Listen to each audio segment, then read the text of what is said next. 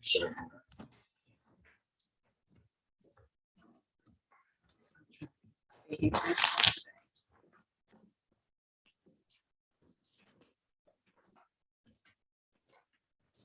Okay, we have everything ready to go, so you folks can start whenever you feel ready. Thank you, Greg.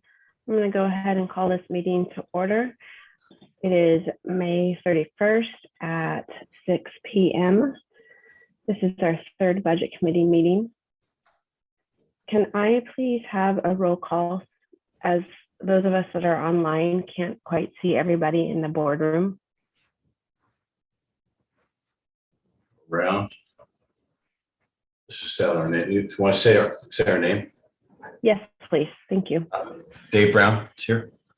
Raquel Peregrino de Britos here. Renee Powell. Trevor DeHart. Rebecca Pyros. Nikki Fowler. And Steve Phillips, I'm here. Thank you. Is Shanna? No, we have Becky Brenner helping out tonight in the boardroom, and Shanna and Greg are online. Okay, thank you. I appreciate that. Judy, can you take minutes tonight, please? Yes, I will handle that. Thanks. Thank you. Okay, Pat, yes, Can we hear who the members are from the committee? we sure Because I can. can't see. Excellent, thank you. I wasn't sure if you could see or not, so thank you, Rebecca. Jennifer, will you start, please? You're muted though, sorry. Jennifer Esmond, Melissa Daly. Rick Lee. Judy Beth Croft. Stats, sorry. That was Judy Croft and Beth Stats. Tim Wright. Kim Mihailov,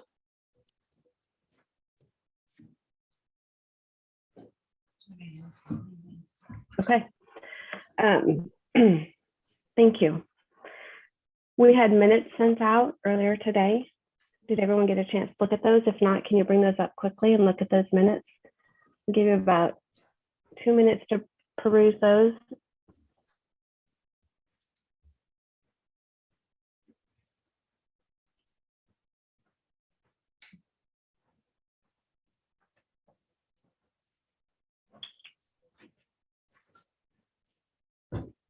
Hey, Kat, Ryan Shannon just arrived. Thank you, Dave. I appreciate that. Okay. We can do. Are there any additions, deletions, or corrections to the minutes? No. Okay. All those in favor, please raise your hand. So I can see 1, 2, 3, 4, 1, 2, 3, 4, 5 hands raised in the boardroom. Is that correct? 6. 6. Thank you very much. And then online, Judy, there is, raise your hand if you're still online, 2, 4, 5, 6. Jennifer, were you approval or okay, thank you. 7, Judy. All those opposed? Abstaining. Minutes are passed. I'm gonna now go ahead and turn it over to Nikki. Okay, thank you. I did receive one email with a few questions, so I'll start with that. And then if there's any further questions, we'll just go through those. I did not put together a presentation. We don't have anything substantial as far as revenue or anything like that. It's been updated since last week. So the first question that came to me was around the general fund ending fund balance for 22-23 is at 2.6 million. And the question is, should this be the sum of the 2% and 5% reserve amounts? And so if you look at page 15 of your budget book, it'll show the expenditures and the revenues for the general fund and that 2.6 million. Well, that's the unappropriated amount. So that's at that 5% level. The 2% is figured into the expense lines. So they're both there, but it's just the one line that sits by itself because it's unappropriated. So you can see that on page 15, and then also on page 20, it shows it in a bit more detail here. Down to that.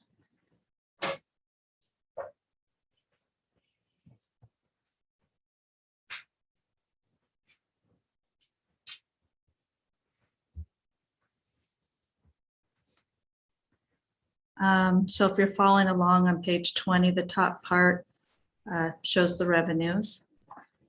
And then as you get down into the expenditure area, you see the $1,050,000 under the contingency piece. And then the ending fund balance of the 2.6 down below. So that's how those are shown in the budget. The next question is talking about Fund 415 or the Construction Excise Tax Fund. Nikki, can I ask you to hold on for 1 second? Sure. Did anyone have questions in regards to what she just explained about the ending fund balance? Okay, thank you. No, but Nikki, it would be helpful for me if you could share your screen. Okay.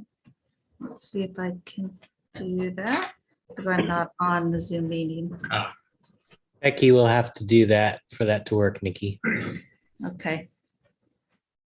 Hold on just a moment, then we'll see. Are you able to pull that up? Yep. Thank you.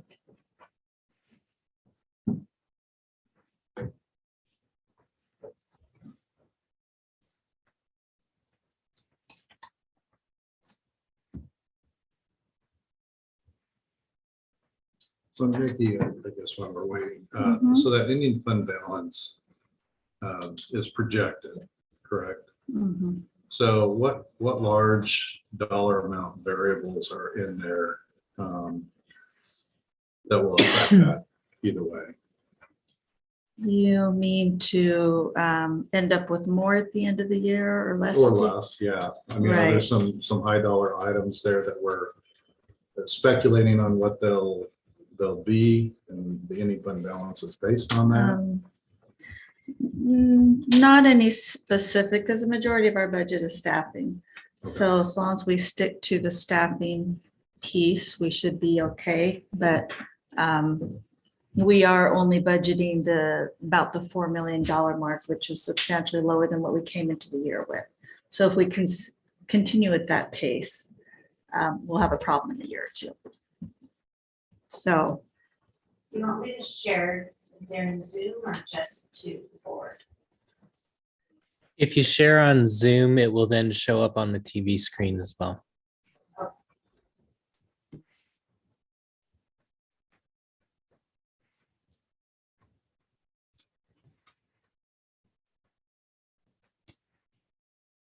So to add to that, Trevor, as we go through negotiations, that could impact it depending on where we land.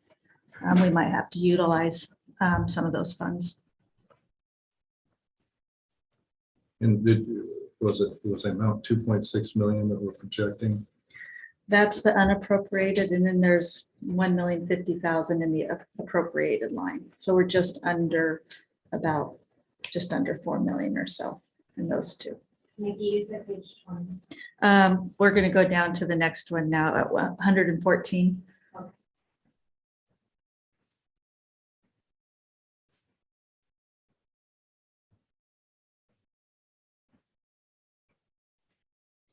So on the bottom half, go ahead and scroll down just a little bit so we can look at the 415. Okay. So there's the construction excise tax fund. So the question about that was, there's no ending fund balance for this fund. Does this mean that this is being used to help with the budget shortfall this year? 415 funds cannot be transferred into the general fund. They're standalone. Those dollars can be only used on major repairs or capital outlay items. So in the prior year, when you see the ending fund balance at 990,000, I was just trying to keep the reserve in there so we can replace the turf field. So that contract was brought to you that you passed. That will be replaced next year. So if you look in the 22-23 column under the expenditures where that shows the 500 object, there's about $700,000 there. That is to cover that turf field. It came in at 600 something. Then there might be a little bit other pieces to it to get that whole job wrapped up. So I estimated about 700,000 in that. So we're going to be spending that fund down by that chunk this year. And then the remainder of it, I budgeted throughout other items, either purchase services, which sometimes are repairs and other types of contractors, supplies and fees. And that I just left it all out there because this fund could be utilized along with our bond fund.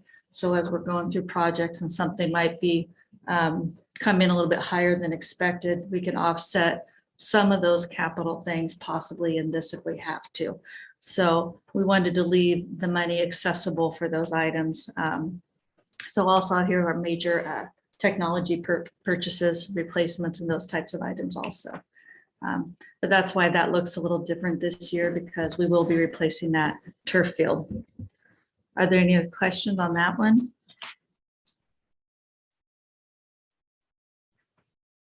And that's the 700,000 to 500. Right, right. Because What's the large, and maybe you missed this, I was looking at the numbers, but previous, the actuals, I mean, I guess they're all over the board. Like 2021, the actuals were 526, year prior 148. And then budgeted was 200,000. I guess based on the previous years, how did you come up with a budget of 200,000? Was there some kind of unusual purchase that we made in 2021? you mean 21, 22, where I have those? No, outlined, Brett? 2021, the actuals on the 300 Services. line Oh, was right. 526, but we budgeted 200 Right. this year. So in that, sometimes the biggest things paid for out of there are like the maintenance fund. So I believe the majority of that was they did a lighting retrofit across the district. And so that was a huge chunk of money. And so we don't, I budgeted out there, but I don't always know what those projects are until Larry starts queuing them up. Or if there's something that, breaks down somewhere that's a surprise. So that year, we kicked out some more money, probably in the repairs piece. Well, I guess I'm just curious. So 2021, 2022, you budgeted 200,000. Yeah. And then 'cause next year, it's a huge increase by 400,000. Is there a reason for that? Yeah, so last year I budgeted a lot less because I wanted to be sure to save up for that turf field. So we needed to watch that number and keep it lower and put some into the ending fund balance. So I wanted to try to be able to save that money there. And also I wasn't too sure with the economy way it was going and COVID and all that kind of stuff, if the building was going to continue and the revenues coming in like they were in the past. So it's just budgeting a little bit tighter in that.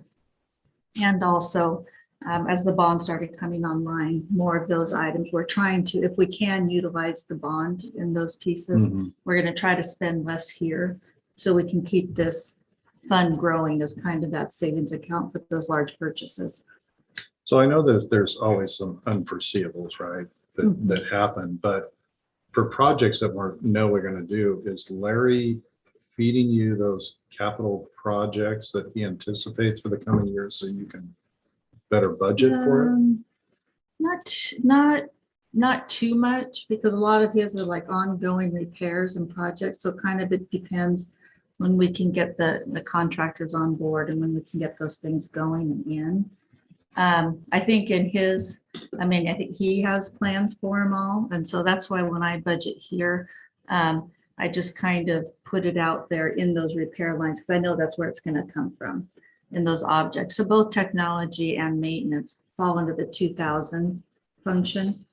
So this whole budget is going to be under that 2000. So whether it gets spent on a little bit on technology or maintenance, as far as being appropriate and being under the appropriations that are approved, we're legal and we're following what we need to follow. Okay. And Mhm. Nikki, Uh-huh. we also have a maintenance or planned maintenance projection from the facilities committee. Don't we something that a document that is compiled every few years of projected maintenance that you look at? You're talking about the strategic facilities plan? Yeah. I have not seen that recently, so I don't know if that's something you guys developed a few years back. The one we have now was here when I got here. Yeah. Yeah. I mean, I know we went through a lot of those things with the bond, and so we have, pots of money under the bond for that deferred maintenance. So I think a lot of those items will be corrected and caught up under the bond. And then we should probably look at those things that didn't quite get done, because we still had a large list of items that didn't quite make it on the list for the bond, because we didn't go for the large, what we needed. We didn't go for the whole thing. And so when we get to that point, I think it would be wise to go back to that and itemize those things that weren't covered.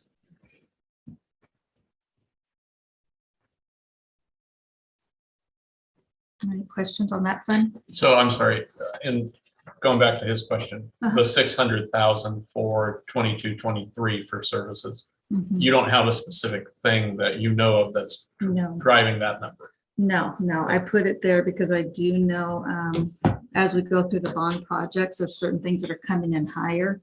And so if there's pieces that we can offset, say the building we're renovating for the sale program. If there's pieces of that, we might be able to do the roof out of here because that's our property, and things like that if it can't quite fit under the bond.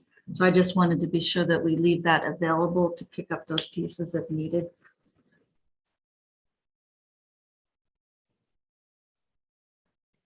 So just contingency shortfall for the bond work. Yeah. Mhm. Yeah, because that's all that fund can be spent on, are those big ticket maintenance type items or tech items, infrastructure type things.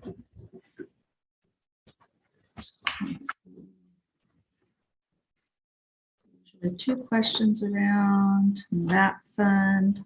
And I think the other question was about where the 990,000 ending fund balance from the prior year went. That just becomes your beginning fund balance in the current year. So that would be part of the 1.4 million that's budgeted in 22-23. Because you're looking at, it's compiler, putting the 2 years together at that point. My next question was, how much is the district spending specifically on lawyers attending the board meetings, broken down by individuals? So there's 2 pieces to that. So as you know, we contract with the ESD and use Lisa freely. And that's an annual amount that comes out of our credits. And so the original amount for last year was about $43,400, and that would pay for the services over the whole year. So when I'm working on things, if we're writing contracts, waivers, when we go into negotiations, if we have an HR issue where we have to get legal advice, that's where we go to Lisa, because you're not paying for every single phone call. It's a service we use. This in the current year, we ended up paying an additional $24,000 because we were utilizing them all the time. So they were attending board, running our board meetings, doing all those pieces. So we did pay that much more to help with this year. So next year, I'd expect it to be, closer to our original amount of about, the 40, where was it again? The 43,400. It'd probably, go up due to raises and everything else, but, I'm sure it'd probably be under 50,000 or around that mark. I'm sorry, so I'm going to try to understand. So normally, in a normal year where lawyers are not attending this meeting, the fee that the district pays for all the encompassing services of the district or the ESD lawyer service is $43,400. Uh-huh. This year, because they were participating in these meetings and providing support, there's an additional $24,000. Is that what you said? Yeah. Thank you. Yes. So the answer to that question would be $24,000. And the additional amount. So altogether, we were at like 67,000 for this year. Right, but their Now, does that participation fee include was, Trevor, or Tyler Smith. No, that's a separate one. So I'll go to that one. So the 24,000 isn't just for attending meetings. There was a whole lot more going on, doing the superintendent search, all the background work on many Okay. fronts, many lawsuits, many complaints, Okay. which is far more utilized than we normally would have been.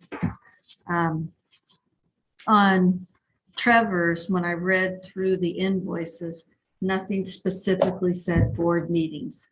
It was all phone calls, it was all correspondence, all those things. There was not a line in there that said specific. Tyler. Yeah, Tyler, sorry. Two names. Wasn't you, was it? Yeah, I haven't received a paycheck. No, Tyler, sorry. So when I looked at him, there was nothing that specifically said attending a board meeting. But I've only received bills through December 20th. So I haven't seen anything since that time. So something may pop up, but that's when I looked into it, that's what I discovered. and that billing up until December, what was that total that was spent on Tyler? Do you have that number? The total invoices were.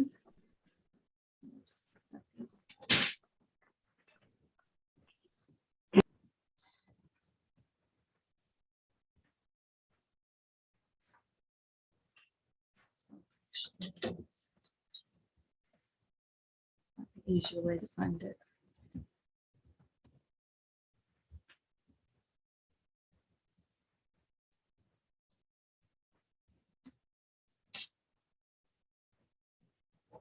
Up to that point, we're at about 17,000.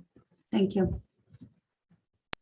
Can I get clarification on that? It's been 5 months, so is there any policy procedure on a monthly update of invoice? Or if it's been 5 months and he hasn't provided any services, that's fine.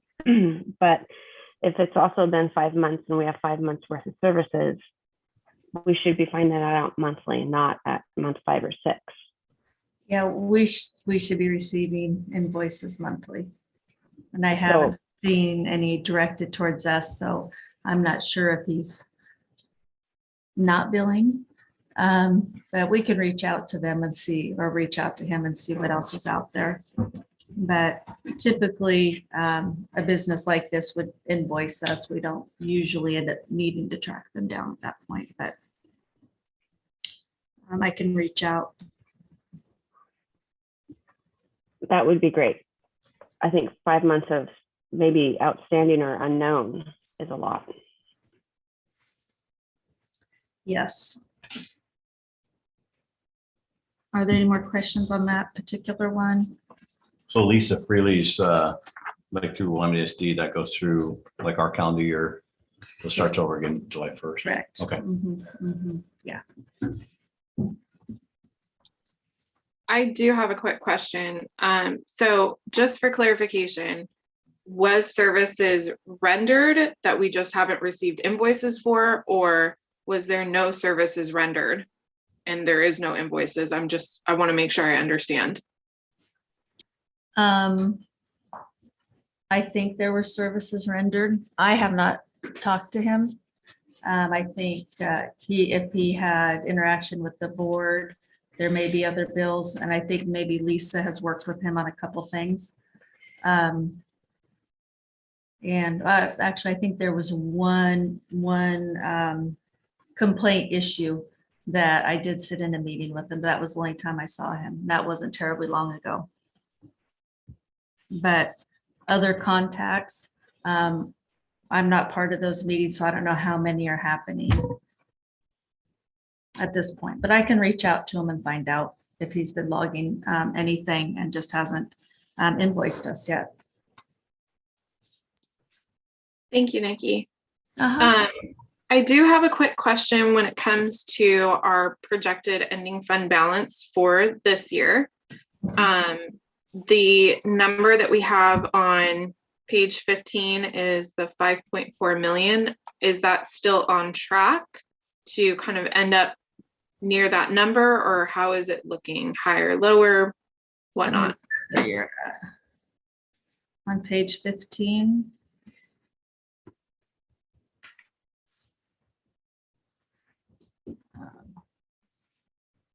So on page 15, where I've talked about the 2.6 and right at the bottom of the page, for the ending fund balance between all the different. you're talking about all of them together. Okay, that's why I was like, that's not the number. So yeah, in looking at those, yeah, because the 203 fund is just the PERS reserve fund. That's not going to change. 300. Yeah, all of those areas should be pretty on target. Some of them, like the 270, is kind of a donation fund, so that one could fluctuate because we don't know what extra ones we might get or increased amounts that we might get. So that one's a little bit harder to project. So a couple of those you can, and then the 300 fund is a debt service fund. So that should be pretty stable. And we track that as we go throughout the year to be sure we have enough in those funds to make those payments. But yeah, I think we're looking pretty good for that number. Are there any more questions on that part? Okay. The next question was around our PERS bond, just basically where we stand with it right now, when it will be paid off. That bond goes through June of 2028. So we don't have that many years left on it. The remaining principal is about 19,400,000. And the interest due on that is 6,400,000. So in total, that's about a $25,800,000 liability we have out there that we're still paying on. And just to remind people how that works, we went out for bond to pay down the liability. And what that does is it reduces our PERS rate. So that rate savings in the rate is what that's where we gain our savings, but then we have to turn around and assess a percentage against our payroll. So that pot of money that we assess against our payrolls that we turn around and make a bond payment with. But the whole idea is your interest rate on bonds is far cheaper than the interest that they're charging on what we owe at PERS. So you keep that rate under the 8% or the 7.2, whatever they're assessing at this point, then you're ahead of the game and saving money. But it is a process where it looks like we're paying less in PERS, but we're also paying this bond payment on the side that also gets assessed against payroll. Does that make sense? Any questions from the budget committee on that? So when we finish paying that debt off, what is our PERS situation like? Well, when we finish paying that off, it just kind of depends how it fluctuates between now and then. Because I mean, right, we've had a good year and a half of rates. Our return right now is good. But then we have all this chaos in the market still too. So if it tanks in the next 6 months, that can always impact where that lands. And it all, every now and then folks will bond out their liability again and just start the process over. But you have to have the interest rates at a good place in order for that to make sense. You're going to spend the money to do that. So you have to be ahead of the game in the interest rate. So you can always watch that. And you could do that, if they were to be great in the next year or two, you could do that before this one's paid off. If you wanted to, lots of school districts have them layered. So it just depends if you're saving money on the interest. Now, is that saying you have to have an election to have voters approve the bond, or? That kind you do not. It would be a board decision, because it turns out to be kind of a financing thing, really, in that one. I think a year ago or something, we talked about this where the thinking or the question, I think you answered it, but I want to be reminded of, as you know, we have a lot of older staff and they retire, obviously they're going to go into PERS. So the thinking was that a lot of the newer teachers and stuff weren't going to have the tier 1 type capability. So the thinking was that, you know, our liability would go down, but it's really not the truth, is it? Well, it just kind of depends overall. Really, it's how much, you know, it depends on, yes, you're retiring, what tier and how they're being paid out and how they take their money out of the system. And at the same time, your investments, how is that pot of money growing to cover all that? So that's a huge piece of it. As we move through the years, the people being hired now to college aren't going to get the same type of PERS Right. retirement. It should become more stable because the new layers, the way they're designed, you shouldn't be at as much risk. And then because at the time they were crediting the counts lopsided, that's how it got out of whack a long time ago. So it'd be wise at some point here to, not now, but down the road, where having a workshop for all of our new employees to help them understand that they're not going to get the PERS that parents got. It'd be a great idea to start when they're in their 20s, Right. you know, and start planning. Yeah, that would probably be good. And lots of times, you know, we'll have, and I don't know how often our unions do that, but lots of times at those meetings, sometimes you can have people come in and kind of present that information. From a district standpoint, we don't do a ton of that because there's so many vendors that provide that information. Sure. Then we have to let them all in. Yeah. But if they kind of do that for their own members, that works out great. Okay, well, thank you. Are there any other questions around that have popped up now? Okay. Well, I think you just said it pays to be old. I don't think I said that. Becky, did I say that? Hey, that's a comment. So a reoccurring question that came up was around athletics. I did email Tim Burke and asked him if there was a difference in the participation. And he said, you know, we have roughly the same amount this year as we did previously, but he thought there was, you know, there's some reasoning for that because by the time the decision was made, we were already partway through the fall. So those sports were started. And he also informed me that when we did charge athletic fees, at least 50% of the families could not afford it. So we weren't bringing in at least 50% of the fees at that point. Says they've never blocked a student from participating, which I think we voiced during the meetings. And he said that probably the best way to evaluate it would be for us to make an announcement at this point until all families know. And then you could see if that participation increases. And also another point he made was would be to support or create opportunities for our 5th through 8th grade group, because we don't have that at middle school level. If they're not playing sports at that point, sometimes the participation, they don't come into high school and start playing in high school if they don't have a lot of the beginning steps. So if we wanted to increase participation, that might be a way to do it, is to redevelop those programs at the middle school level. But those are just some things that he brought forward when I asked that question.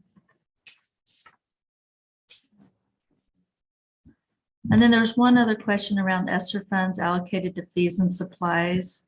I think before when I was describing it, I might have confused it. There's a question, are the athletic fees at the 100 level, so within the approval level of the budget committee? What I'm thinking that was when you make the appropriations for the budget, you're making them at the 1,000, 2,000, 3,000 levels. You're not doing it by specific lines. And so all the 1,000s are rolled up as a total. So when one comes in a little higher or lower, we're still looking at that total as far as being compliant with the budget. And yeah, and that would be the same when we list the revenues there at the different levels as well. And so I think that that's what she was getting at with that question. From the beginning, athletic fees, is that something like with the budget committee?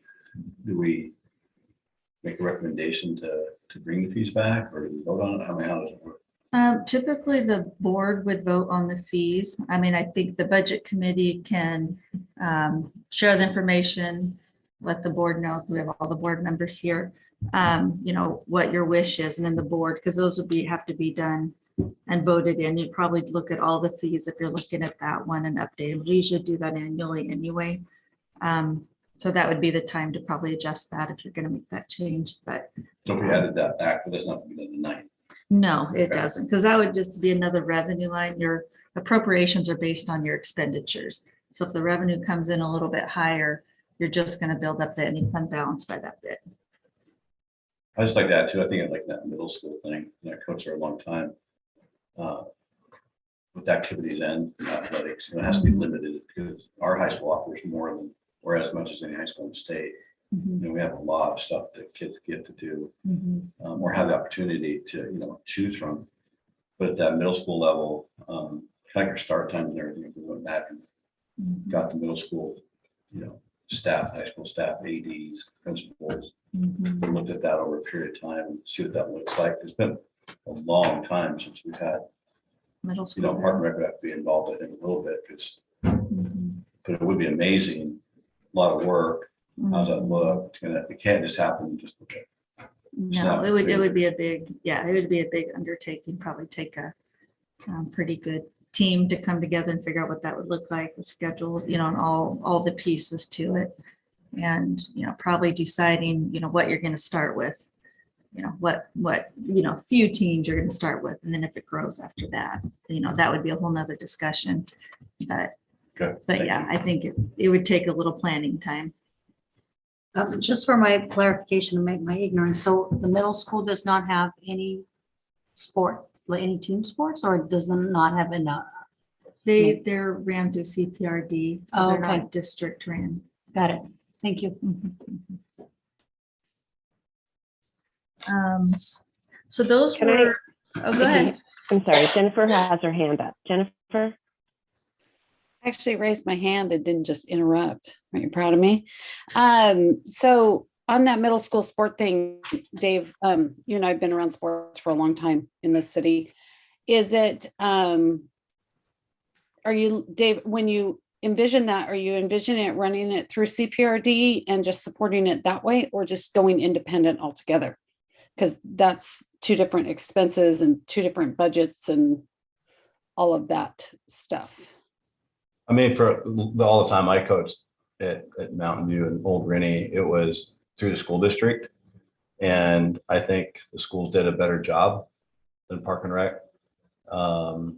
Just because you had Karen Graham, I know Karen would remember Karen. She was my boss at Mountain View for years, and she was outstanding at knowing, you know, what it took. We had grades involved with kids getting to participate, you know, so there was a lot of accountability to the middle schoolers, and both boys and girls, you know, had equal amount of, you know, sports. It was limited though. It was volleyball in the fall, boys football, basketball for boys and girls in the winter, and then track and field in the spring. So it was limited. I think it should be run through the schools, because then you can take teachers who would like to make extra money, get a coaching stipend, and work like the high school coaches kind of do. They just didn't make as much money. I mean, Karen, we could, you know, it would be a great, you know, person out that was here back then too, that, you know, people like that on that committee. Park and Rec's fine, but it's, you know, in their defense, they put the finger in the dike when it had to happen. But, you know, you have a lot of dads out there, moms. It'd be better to have some school district employees coaching those kids up, I think. And then you also have the accountability to the building staff at Mountain View and CV, because we always had to run everything by the administrators at the middle school. So if there was anything to do with academics or after school stuff, we were told, you know, no practice today or whatever. Whereas with Park and Rec, it ends up being a lot of nighttime stuff, because that's when parents can get home to coach. So, I mean, I'd highly recommend we could do it through the school district. if it's at all possible. Yeah, so I think that's a much more major discussion that would take at least a year to flush out. And budget wise, I think this year Yeah. not an option. So I agree. yeah, we just table that, but I think it's something worth coming back to in the future. It doesn't have to just be sports. I'd like to see that expanded into, other opportunities in the fall, spring, in the winter and the spring, where kids that don't like sports, there'd be something for them too.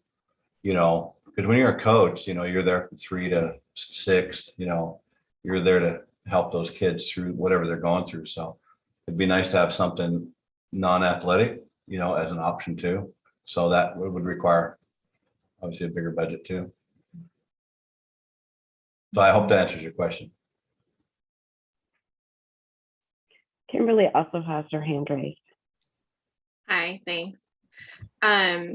So I just want to bring up that when we have this discussion about athletic fees, it's not just sports that we're talking about. It's also fine arts. So, you've got other stuff, not just, football, baseball, volleyball, whatnot.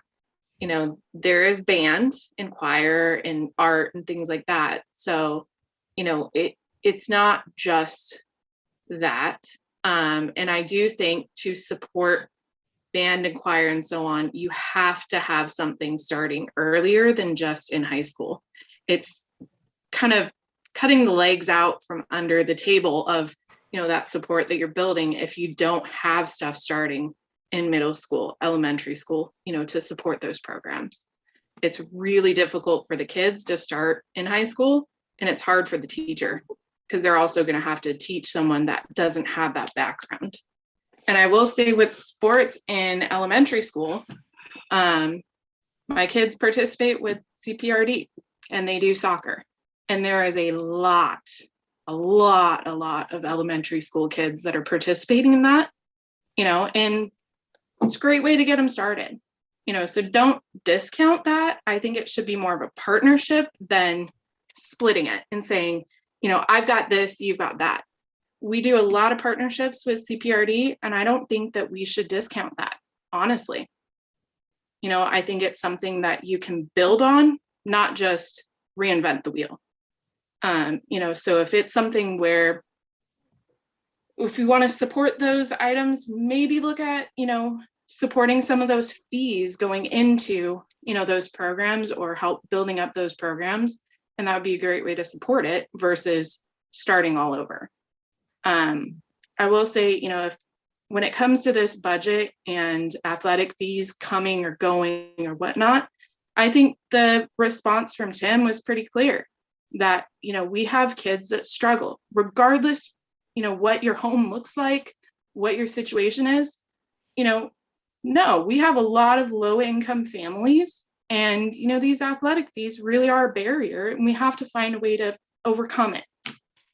So it does sound like, what we spent last year on athletic fees really did help, and it did have an impact. And he's saying like half the kids can't afford it. I think that's pretty clear, that this was money that, was put towards a good cause. That's just my 2 cents.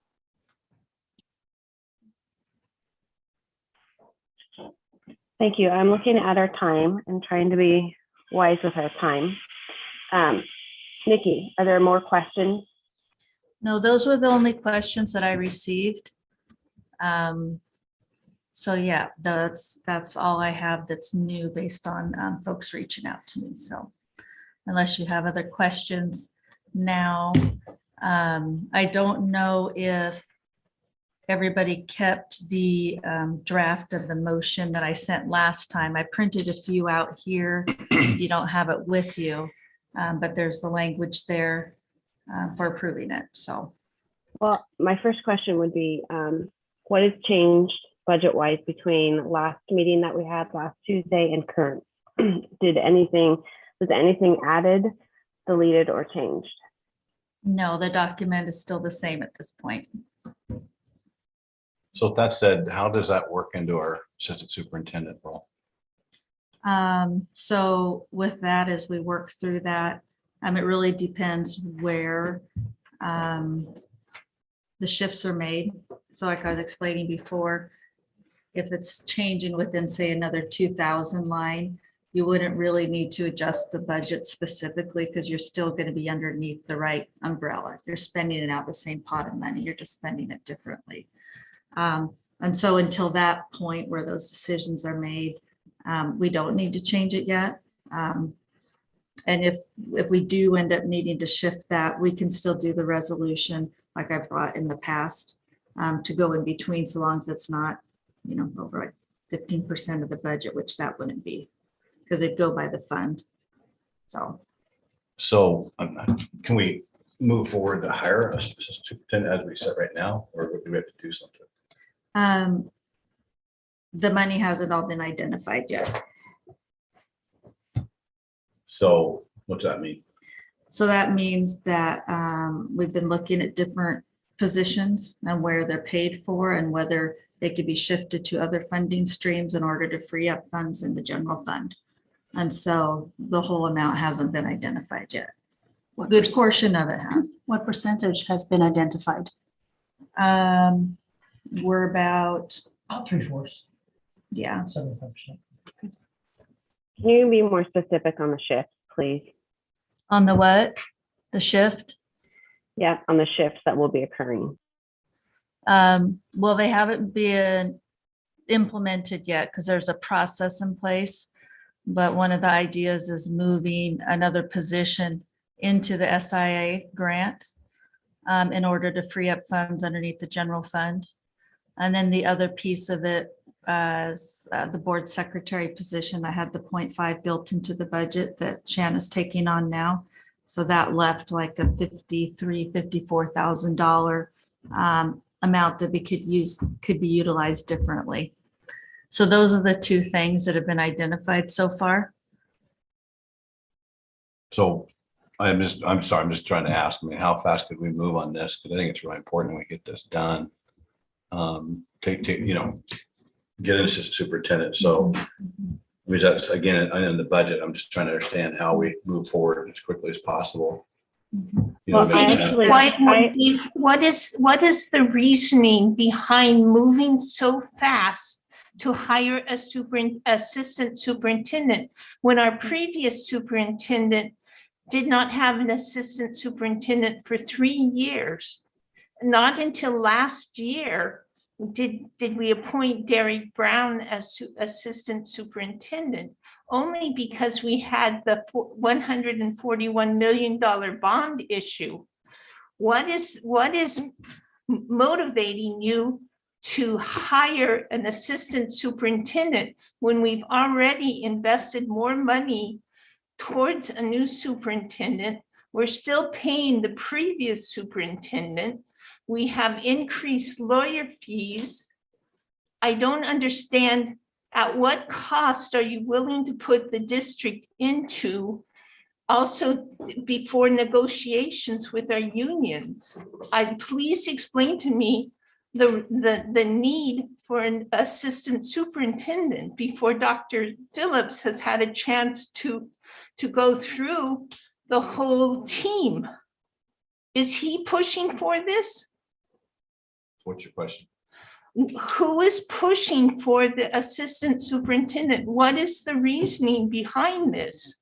As we went through the process of hiring a new superintendent, Dr. Novotny and I spoke today for an hour about this very thing. And the whole time in there was assistant superintendent as part of this package. And that was what was talked about in this we had other people that didn't get the job, talked about reaching out and filling this position already. It was part of what the people that are applying for this job thought was going to happen. There's a ton to do. So of course it's an important position. The district office staff is definitely thinned down, definitely needs help. And it's critical that we get somebody hired. Does this have to happen tonight? No. I would think Dr. Phillips would take the time to look through options and get the best person in the job. So in a hurry, for me, a hurry, it means is like moving our school district forward so we can support our whole school district. To me, that's fairly important to do it soon, not next fall, not next winter, but sooner. But do you understand? Last Rebecca? year, we had the vote for Dr. Brown and Brian Shannon, and you did not support that. And yet now we're talking about a new superintendent who's getting his feet wet. And we're still talking about negotiations with our four union people, our four groups. And where is the money going to be coming from? I have some pointed questions, please. My first question would be, Dave, you said it was part of the package, and I'd like to know specifically, was it part of what was posted when it was advertised as a position, and is it part of the contract? Or is it part of the package as in it was conversation? My second question would be the money that is being shifted, or the position that's being shifted from what's currently the Gen Ed fund, or the general fund, is going to be shifted to SIA funds. That position, I'd like to know when those SIA funds would be finished. Is there 1 year left on that, or is there 2 years left on that, depending on where you're shifting that pocket from? And once that has occurred, how are you going to backfill for that money when the SIA funds are gone? Well, SIA are continuous. Those aren't like ESSER. ESSER are the one-time funds. SIA is one that should continue at this point. Yeah, that's kind of. You're right. Sorry. Yeah, no, that's just clarifying just the different kind of grant that particular one is. Okay. And then what about the first question? Was it actually ever officially advertised as superintendent, assistant superintendent position, or in the contract, or was that just all part of the conversation? I have to reach out to Dennis Ray and see if that was part of the advertisement. I just know with Dr. Novotny, the whole time as he talked to people, was reaching out for us, that was part of the conversation. Nikki, was that part of the posting? No, it's not in the posting. It was not. I wasn't sure. I had to go back and look, but typically that wouldn't be something that you would say advertise with another job. It may have been part of a conversation out there. I wasn't a part of any of those conversations, so I'm not sure when that was brought up or when it started out to end up where we are today. So to clarify, my understanding is it is a want for another, for assistant superintendent, but it's not tied to the contract, or nothing had been legally posted, implying that would occur. Yes, not that I'm aware of. We'll have Dr. Novotny here, I believe, in 2 weeks. Well, I'm looking for legal, not. No, I know, but he'll be able to shed some light up from his angle too. That's great. And I think that's very important. I just wanted to make sure we weren't legally obligated. So it sounds like this might be something that needs to be tabled again for a few more, board meetings, as far as if it's not going to affect the written budget, that we can go ahead with the budget. And then this is something that has to be taken up in a more public setting. Right. Yeah, because you don't have to make that decision tonight. And, and technically, as I talked about at the end of the last meeting, budget committee wouldn't technically make that decision. The board hires the superintendent hires from there. But this process is to put all those concerns and questions out on the table. So that's good. So Nikki, I guess I'm just curious about this. So when we had our last budget meeting and this came up, it sounded like it had been discussed at some point. Who was that discussion with? When was the decision made to eliminate that position from the budget? And then the other part of that is we have a lot of open positions right now. People have retired or taken employment elsewhere. Have any of those positions been likewise eliminated due to the budget? Yes. So as far as the process of not having that in the budget, that was just part of the whole budget balancing. So when we worked as a group, collaborated with all the staff at different meetings, we we're looking at reductions for license, we're looking at reductions in the district office. So it was both that position and then Luke Neff's position. You know, and as I brought forward many times, the budget's declining and has been, and at some point we have to adjust to it. And it wasn't going to balance by leaving all those positions in there. It wasn't going to balance by leaving all the licensed positions in there. And so when you're moving forward and you're having to make adjustments to all staff, it's difficult to go forward and say, well, this staff isn't going to be affected. We're fine here, but we're going to go and we're going to reduce everywhere else but here. So that was just a part of that process of kind of adjusting across the board. I mean, just in the same way, if that becomes the priority, then you make further adjustments and bring that position back. But we've been functioning at the district office. It's been hectic. You know, and as some staffing things settle down, I imagine that's going to even out a bit and be more manageable. But so it's just, it was part of the whole process. And then also keep in mind, we've had a small group. And so we just go through and develop the budget I go through and develop the budget like we always have. It starts with the staffing, it starts with those big ticket items. So it was just one of those, another position that we kind of right-sized in order to be able to make it balance. And did I hear you say that Luke Neff, head of technology, IT? Correct, yeah, that Has one's not been- in there either. Is that the only two, or? I mean, in the district office, right, and then say that the board secretary 0.5, then we put those duties on to Shanna. Trying to think if there's any other little. Aren't you going to be taking on transportation for the nutrition? Yeah, we'll be doing that because it's hard to hire a transportation nutrition person. It worked well with Shiloh because he took that on during COVID, so he naturally got into and working with the transportation department. And so that worked really well. But in light of him leaving, to find that position, it's, you know, you grow positions to fit the skills and everything that you have. So we've scaled that back. We're just making that a nutrition position. And then I can do the transportation. I've done it for previous districts, and we have a contractor here. So if that's set up like it's supposed to work, other than the beginning of the year, right out of the gate, working out all those bumps, it should be okay.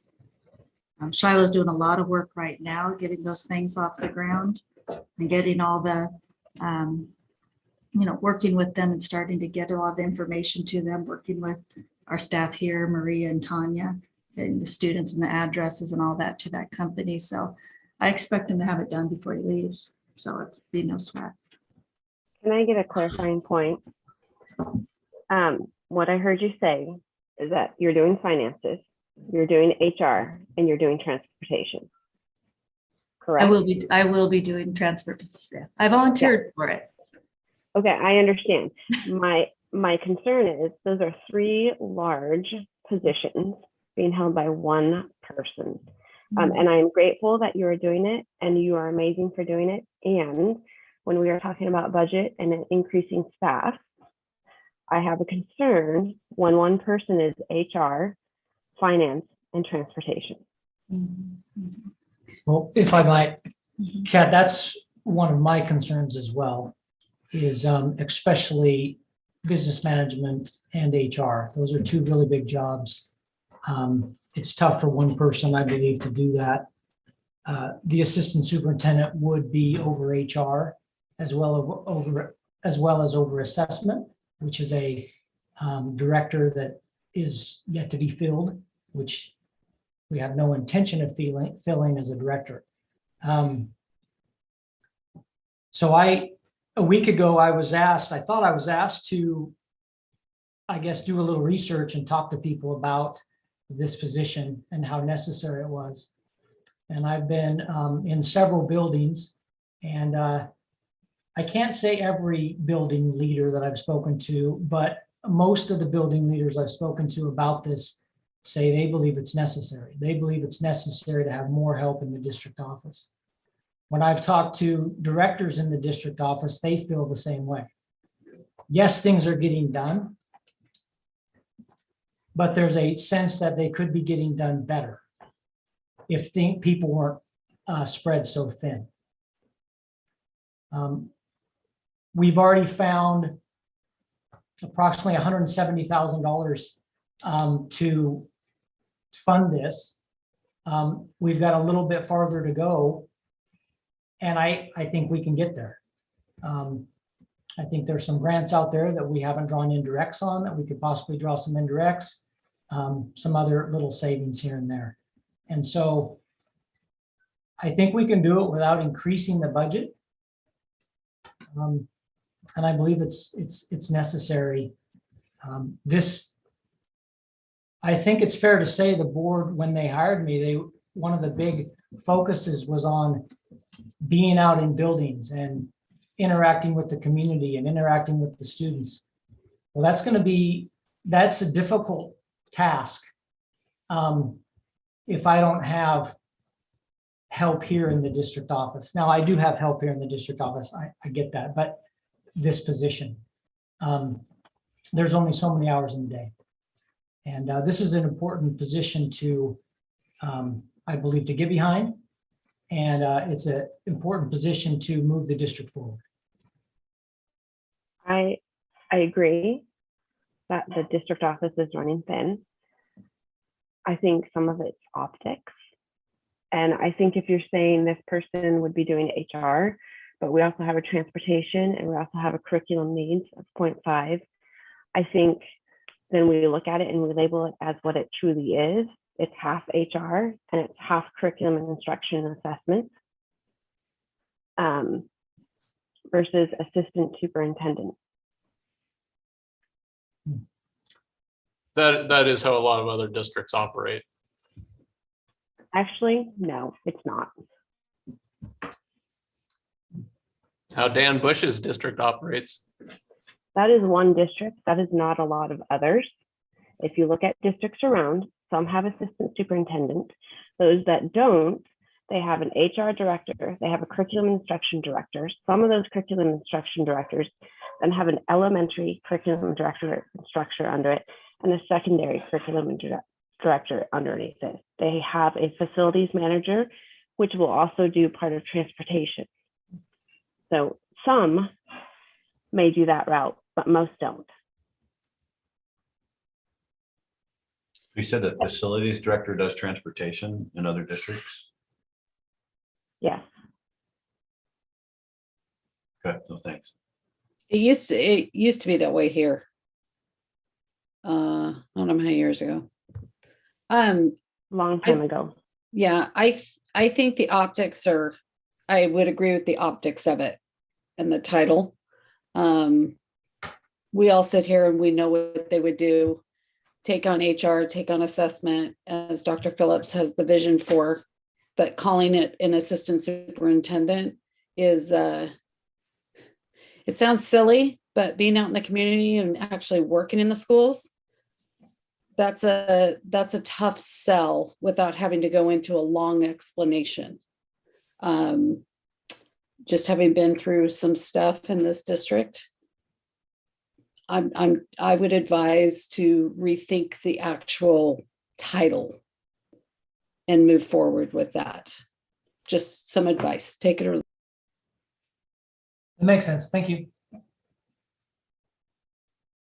So Nikki, just question. So like moving forward, if we did hire assistant superintendent, so there'd be Dr. Phillips, there'd be the assistant superintendent, whoever that is, there would be you, I'm assuming Karen, probably senior cabinet member. So when we say we, that's what we mean by we, as far as like moving forward now that we're getting back to more normal status with the budget and stuff like that, right? And we also have and special education Yeah. in that group. Sorry, I didn't mean to leave it out. Oh, no, I mean, if you were looking for the directors at this point, that's who we Right. have. Okay. And Larry, you already had Larry. Who's picking up Luke's responsibilities on the community partnership front? Because I feel like he brought in a lot of grants. So that seems like a valuable position to have someone focused on that. Right, that piece is not completely picked up. There's a piece of it that relates to mental health.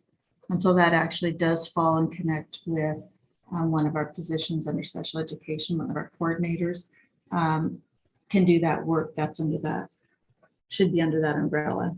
Now, right now, we've been so short-staffed in the building, a lot of those positions have been out in the buildings, subbing and doing hands-on work and not able to do the partnerships and the meetings and all those kinds of things to keep that going. But we technically have a body that fits that if all those other things weren't as chaotic as they are, where we're putting out fires in other places. But just for that one piece, mental health. Right, and then the tech piece, I'm working with tech. So that part of Luke's job, I'm working with them. And then the data piece is the other piece. It's kind of hanging out there that we've talked about. But we don't have anyone dealing with community partnerships right now outside of mental health. No, not specifically. If we hire a communications director, which is the plan, I think they could take on some of that.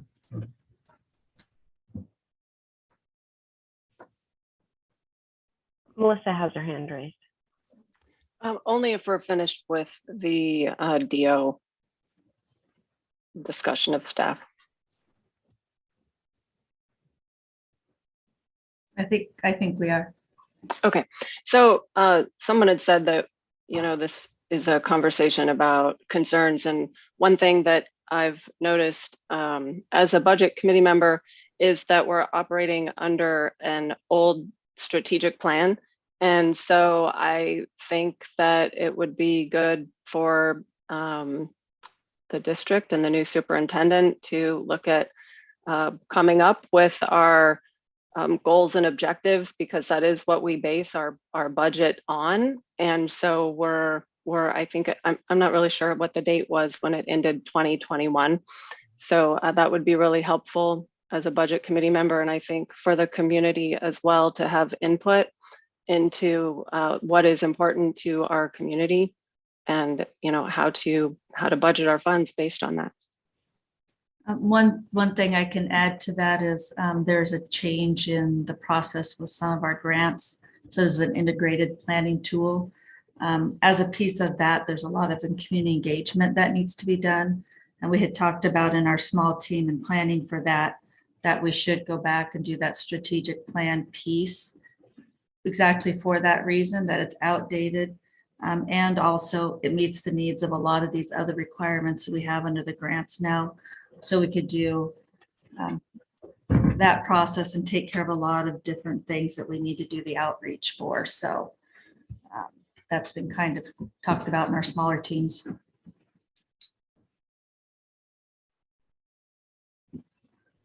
It would almost seem prudent to get that done maybe before we look at what role a new hire would fill.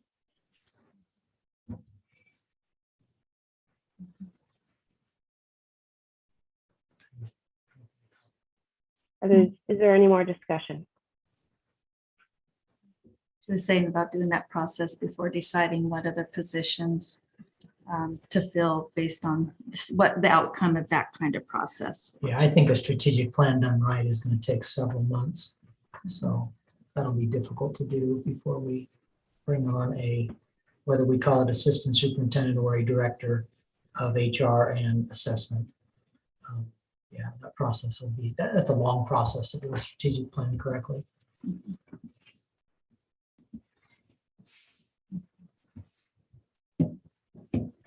Any more questions, comments, thoughts?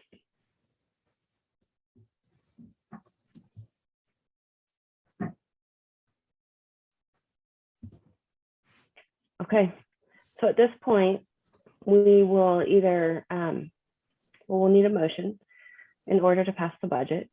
The motion would sound like either A, I move to approve the 2022-2023 budget as presented, or if we hadn't made an amendment, but I do not believe we made an amendment, it would be approving it based upon the amendments.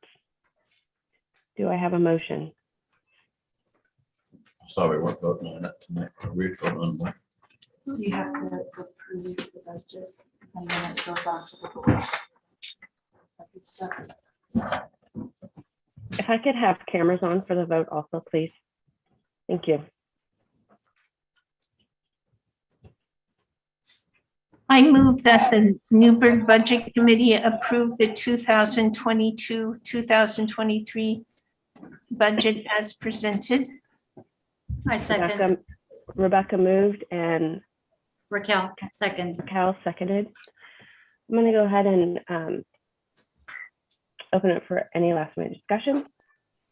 I guess my question again, I'm missing something is, so if we come back to added line item like sports fees or whatever, or assistant superintendent, we can still do that, or what are we doing? This just passes it to the board. Okay. Okay. And my understanding is approved as it is.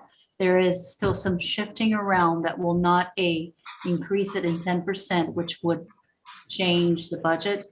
And therefore could be that even if there are these adjustments that we've been talking about, independent of title or to get this position or athletic fees, which were the two pending items that we, as it is today, as it's written today, these two can still be added or amended without impact to this budget that we are making a motion to approve. Correct. That's correct. It would be under the 15%. 15, thank you. All right, there has been a motion and a second. All those who approve the budget, please raise your hand. And will you please keep it up until I get an accurate count? In the boardroom, I see a 1, 2, 3, 4, 5. Is that correct? 6. 6. Thank you very much. Boardroom, there is 6. Online, there's 1, 2, 3, 4, 5, 6, 7, 8, 9 online. That approved, hands down, please. All those who are a nay, please raise your hand. I do not see any. Is that correct? Abstaining. Thank you. Motion passes as the 2022-23 budgeted as presented. Okay, at this time, we need to go ahead and do our tax rate on ad valorem taxes. So the motion would sound like, I move to have the permanent tax rate on the ad valorem taxes of $4, 6,616 10,000 per thousand be applied to the taxable property within the district as determined by the Yamhill County, Clackamas County, and Washington County tax assessors for the 2022 and 23 year. If you would like to move for that motion, you could just say, I move to ditto what was read. I move to approve what was read by Kat McNeil. I second. Judy moved, and Raquel, was that you again? No, that was Rebecca. Thank you. I apologize. No Thank problem. you, Rebecca. Rebecca seconded. All those in favor, please raise hand. 1, 2. Discussion? Is there a Oh, discussion? we're asking for a discussion. Yeah, sorry. Discussion? Well, where did this amount come from and what's the projected? That's our rate that never changes. Yeah, it's a predetermined amount for us. Yeah, it's a predetermined. Yeah. Oh, just Sorry. do that every year? That's, Yeah. yeah, I It apologize. goes- That's why I skipped discussion because we can't change it. Okay. Sorry, you're right. Any other discussion? No. Okay. All those in favor, please raise your hand. 1, 2, 3, 4, 5, 6. In the board, 2, 4, 6, 8, 9 online, right? Yes. All those opposed? Abstaining. It is therefore passed. Our last one will be the levy. Motion to levy the ad valorem taxes for debt services at 6,441,000. No, am I reading that right? 6,441,606. Yes, thank you. So the motion would be, I move to levy the ad valorem taxes for debt services at $6,441,606.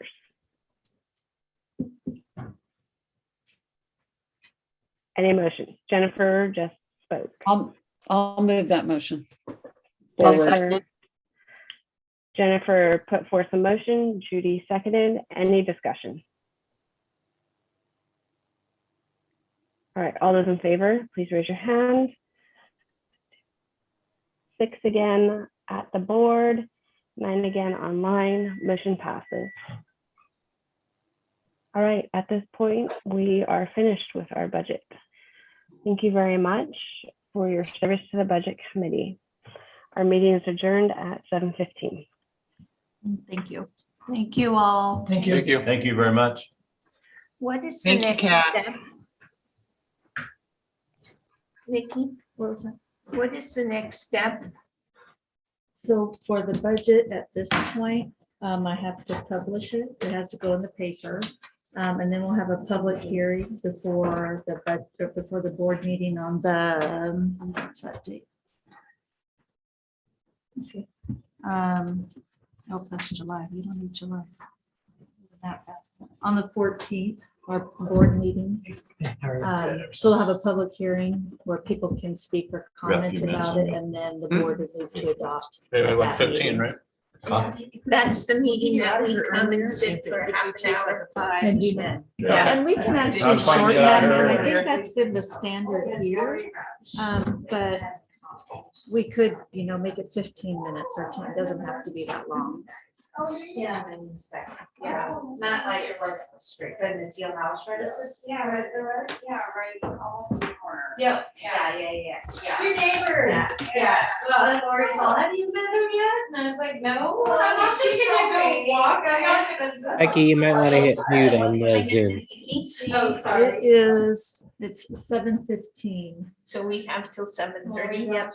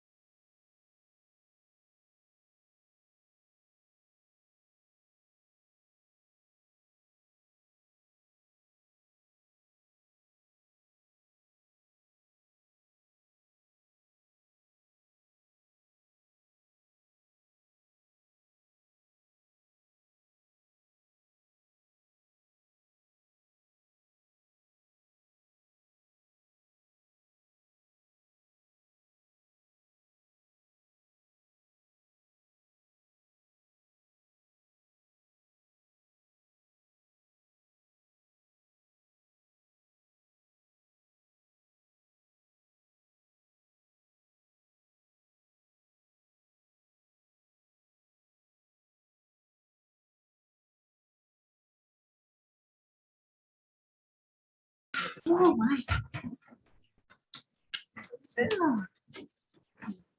So we're going to introduce ourselves so Rebecca knows who's in the room. Okay, so Karen Pugsley, Director of Teaching and Learning. Pam Mears, Literacy Specialist.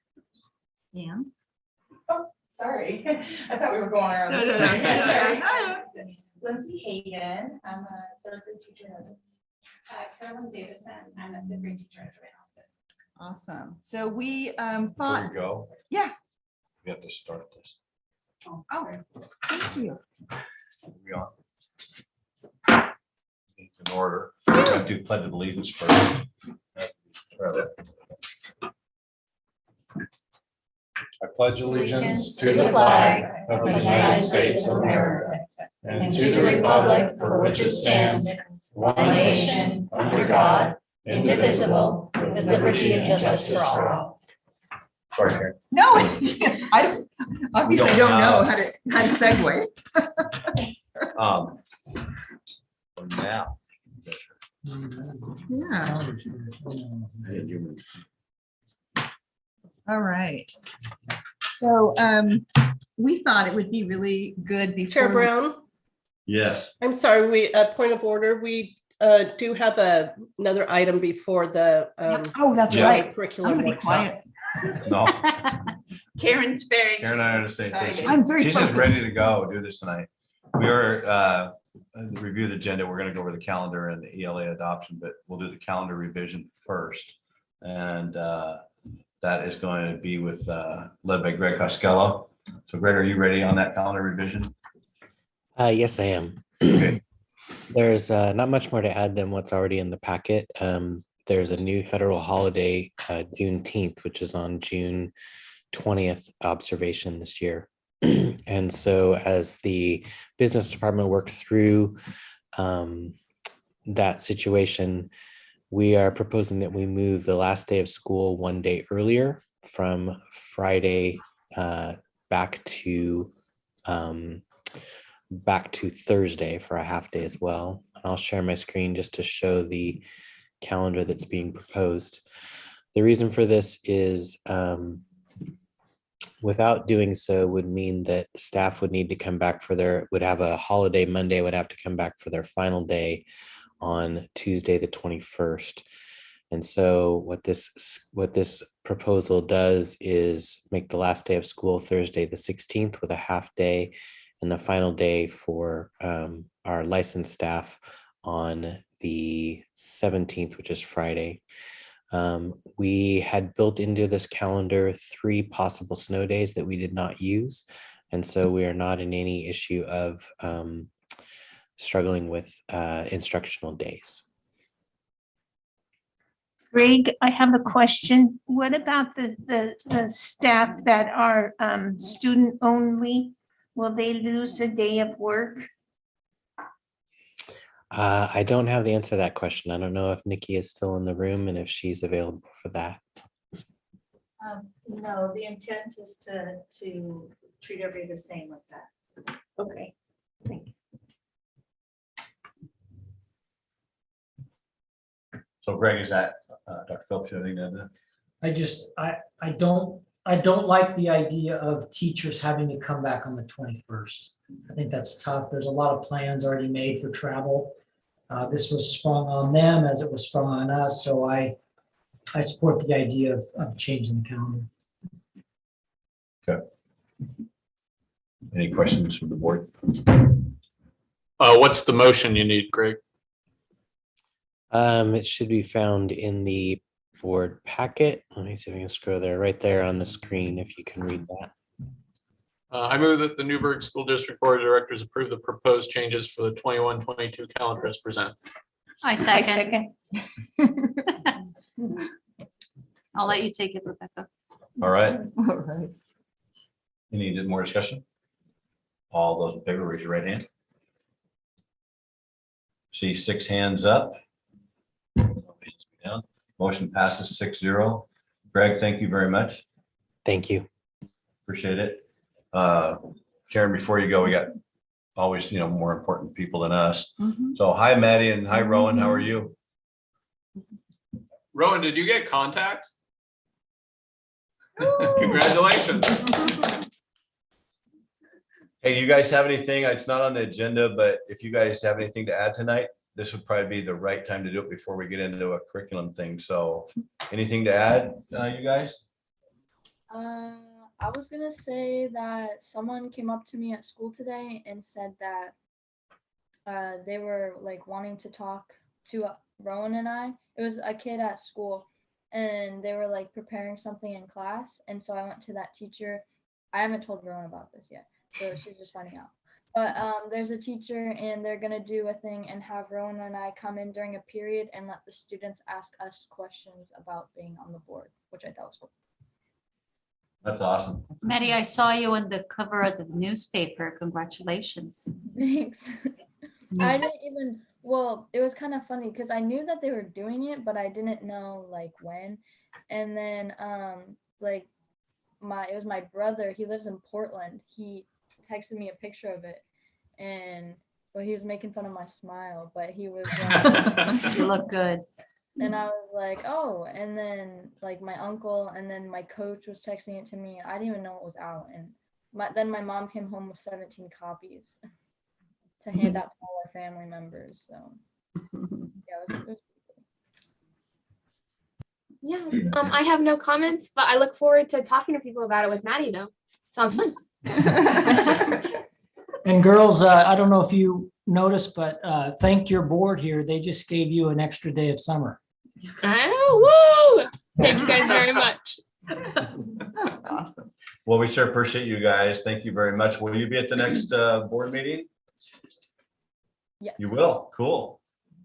All right. Well, we will have you guys be ready to maybe give us a little bit of a wrap up on the school year, if that's cool. So however much time you need, we'll plan it in there. Okay. Thank you guys. Appreciate it. Karen, I think you're up now. You get to go. I'm going to be really quiet. I'm not going to say anything. I'm not going to be excited about curriculum instruction.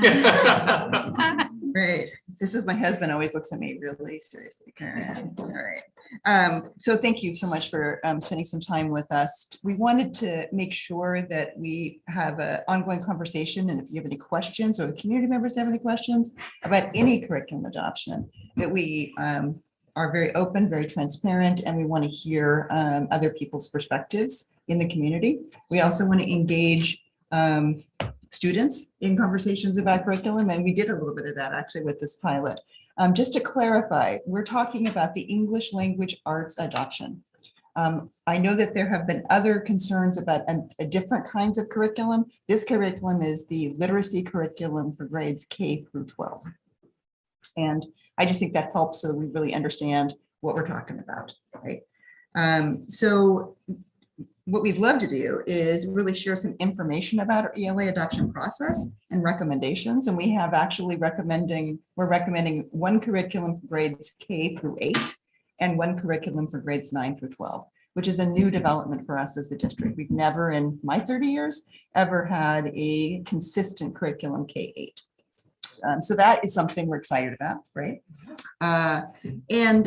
We also want to make sure that you have an opportunity to interact with the instructional materials. You get to actually touch it and open it and look at them. And I've already seen you guys going over there and doing it, and to answer any questions that come up. So this is not going to be a long presentation. We're not going to do PowerPoints. We're going to talk about things. We're going to introduce our teacher piloteers. And in fact, Pam is going to introduce these two and talk a little bit about your experiences with piloting the recommended K through 8 curriculum. You guys were at the elementary level, which is CKLA Amplify. Yeah, the neat thing about Carolyn and Lindsay are that they both taught the first edition and the second edition. So they're familiar with both, and they've both taught 2 different grades. So Carolyn has taught 3rd grade and 2nd grade, 3rd grade, and 5th grade. And Lindsay has taught 4th grade and 3rd grade. So go ahead and why don't you share some of the highlights of the pilot and what you like perhaps about the 2nd edition. Yeah. Okay, I'll go ahead. What I really like about CKLA is it's incredibly interactive for the kids. It's really engaging. It has vivid images and stories that aren't talking to them like they're little children. They talk to them like they are able to discuss what they're learning about. So I think it's really geared toward each grade level as they're going up. I piloted for the second edition, I piloted the Native Americans, which actually tied really nicely into our Oregon history and the indigenous tribes around this area. So I was able to pull in our social studies and our ELA together, which is really nice. It's always nice when you can do that. It teaches the different areas in which for example, this one taught the different areas in which different kinds of tribes lived and the eras in which they. Now, previously I had taught Vikings, which was really easy. I really enjoyed teaching about the Norse. Because I didn't get to teach, I actually didn't get to learn about Norse people until I was in high school. So it was really neat to teach it to 9-year-olds. And we built lawn boats in our classroom, and they had to row to their curriculum every day. And we had trees up in the hallway where they went and foraged for, they needed materials for their boat. They had to go herd sheep. They had to get walruses for blubber. And so it was really cool. So super interactive, and the kids were able to then produce more. I felt like the kids are, because they're engaged, they're able to then reproduce the information that they're learning. So at the same time, I'm teaching them singular and plural nouns and the things they don't know I'm teaching them, but I'm teaching them grammar and spelling and all of this through this material. So I highly recommend it because I taught all from, the whole year, obviously, but everything is just it's so fun. It's so fun to teach, and each teacher can do a little bit of spin in their own way, but still stick with fidelity to the curriculum, which is really nice as a teacher. You can add your own little pizzazz. For instance, I'm teaching about the universe right now, and we are going to make universal slime. And then we watched how slime reacts in space. And this is all recommended through Amplify. So it's some of what they call the pausing points. And then you're able to pull in different project-based learning ideas. And so we are going to learn how to make different universal slimes, and then we're going to name our slimes, and then we're going to write about our slimes. So they're probably not going to really like slime as much as they used to, but it's fine. I'm just using that because they'll be like over time. Building on that, one of my students really loves biking. So when we first adopted the first edition of CPLA, I was trained and taught 2nd grade, and then I was bumped up to 3rd. So I've taught the same units as Lindsay. Vikings are big with the kids. They love it, absolutely love it. In 5th grade, we learn about the Maya, Aztec, Inca. That allows for a lot of hands-on learning as well. We did some science inquiry and built chinampas with certain materials. It also lends us to pull in GLAD strategies, which help all learners, especially our second language learners. And most of our student teachers had that training before the pandemic. So being able to pull in GLAD within the units is helpful for our students as well. And then also the units build upon each other in every grade level, which is really nice. Each unit kind of reflects on the previous teachings from the previous year. So the students are able to, they learn about Sir Gus in 2nd grade, which is a knight. And then they review that in 3rd grade. Don Quixote is another unit that brings in knights. It worked out well for our school, but we did a drama club and we did a child-friendly rendition of Midsummer Night's Dream. And that happens to be a unit that we study in 5th grade as well. So it allowed students who understood Shakespeare to study Shakespeare more. And actually get interested in some literacy that probably they wouldn't even think to look at and touch until high school. So it brings in a lot of social studies and science that the students don't think to really learn about until they're older, but they understand and are intrigued and research more about as we introduce them. And so, And then, one more thing I'd like to say about the accessibility They're excited. component. Yeah, I know. I'm sorry. I knew you were gonna- Yeah, you hear. So I want to talk about the accessibility piece is that CKLA provides an interactive classroom, which is great. It is a digital component where you can follow along with slides. The teacher can build and edit the slides, which are really nice. The slides can also be read to each student. And the students, you can set the pace for each student. There are worksheets within these slides. So what has been, I know I get teary-eyed when I say this, so. I have a student who is still struggling to read and still working on their reading. And that student was able to access all of the curriculum when I started using this interactive classroom, because they can listen to the stories, they can follow along with the stories, and then the worksheets have a voice component where they are able to record what they know. So the student is struggling with reading, but she is able to comprehend what she's reading, and she's able to voice back what she's learned. And it was really powerful. The first time I heard the voice on the little recording of, wow, she's really getting it. She really understands, she just can't type it yet. She will get there, but we're not there yet. So the kids that are still thriving and, or the kids that are still striving, right? Still striving to catch on to some of the more basic skills are still able to take part in the classroom and classroom discussions, which is really important to keeping them engaged in school.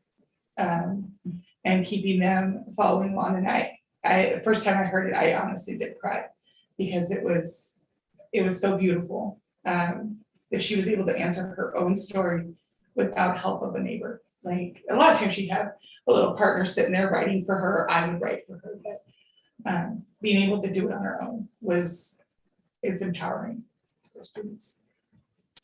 so I just want to mention a couple of things that they talked about that are unique to this curriculum. However, other curriculums are starting to follow, because the research is out there that says that CKLA is going in the right direction. But they have all the students reading the same material. So they have scaffold in it, like Lindsay was talking about, so that all students have access to it. But just because a child doesn't read at the same level as the others doesn't mean that they can't think at the same levels. So this gives them a great opportunity to engage in classroom discussion and build community at the same time, because they're all reading and learning and discussing and writing about the same thing. The other thing that the curriculum does that is they really were kind of ahead of their time is, like they were talking about building knowledge through the years. And I put a little chart over there. It's the one that has the orange paper behind it that shows how those different topics are woven through the years. So they might learn a little bit about, like in kindergarten, they learn about the senses, but then in second grade, they learn about the body systems. So they're just building on each other. And then I guess there's three things. The third thing You can tell we're excited. The third thing is, I've forgotten now. You'll figure it out. So just to clarify what GLAD strategies are. So GLAD strategies, you bring in more visual models and techniques that allow students that learn more as like visual learners. It breaks down vocabulary for students. One of the best charts that I love that GLAD uses is the sentence patterning chart. So you take colors as well, and you identify colors with adjectives, verbs, nouns, prepositional phrases. And that's something that anybody who's GLAD trained knows those colors and uses and builds the sentence. So students take the knowledge that they're learning on the topic and they create nouns, adjectives, verbs, adverbs, prepositional phrases, and they create a chant. Oh, what's the chant too? The former adult, I think. And then they create the sentences. Being able then to identify, a lot of students over time, especially with how teaching was when I was a kid, they don't know how to pull out adjectives, nouns, or subject, predicate. This allows for them to break sentences apart even more. It also stems from chants and songs for them to take the knowledge and create. And so the students start remembering key vocabulary and comprehension about the units with these chants, and also the visual models. So there's often, losing all of the terms. I'm trying to Word think of, walls? not the word wall. So I'm a hand talker, that's why I've been trying to hold them. A lot of visual models. There's narrative input charts. I think of the charts. Narrative input charts, more storytelling. A lot of students, even at 4th and 5th grade, still love a teacher to read to them. So it allows for a story that relates to the unit, for you to read it, have visual models that follow along, and then give the students a chance to retell and put those pictures in order. So there's a lot of that visual piece that is engaging even at the higher levels, because oftentimes you get into the stories at the upper levels and there isn't those visual pieces to help them connect. So that's another component. One more and then I have to move on. I was just going to point out that they talked a lot about science and social studies. So that's another thing that this curriculum does, is it has students learning to read through the content areas.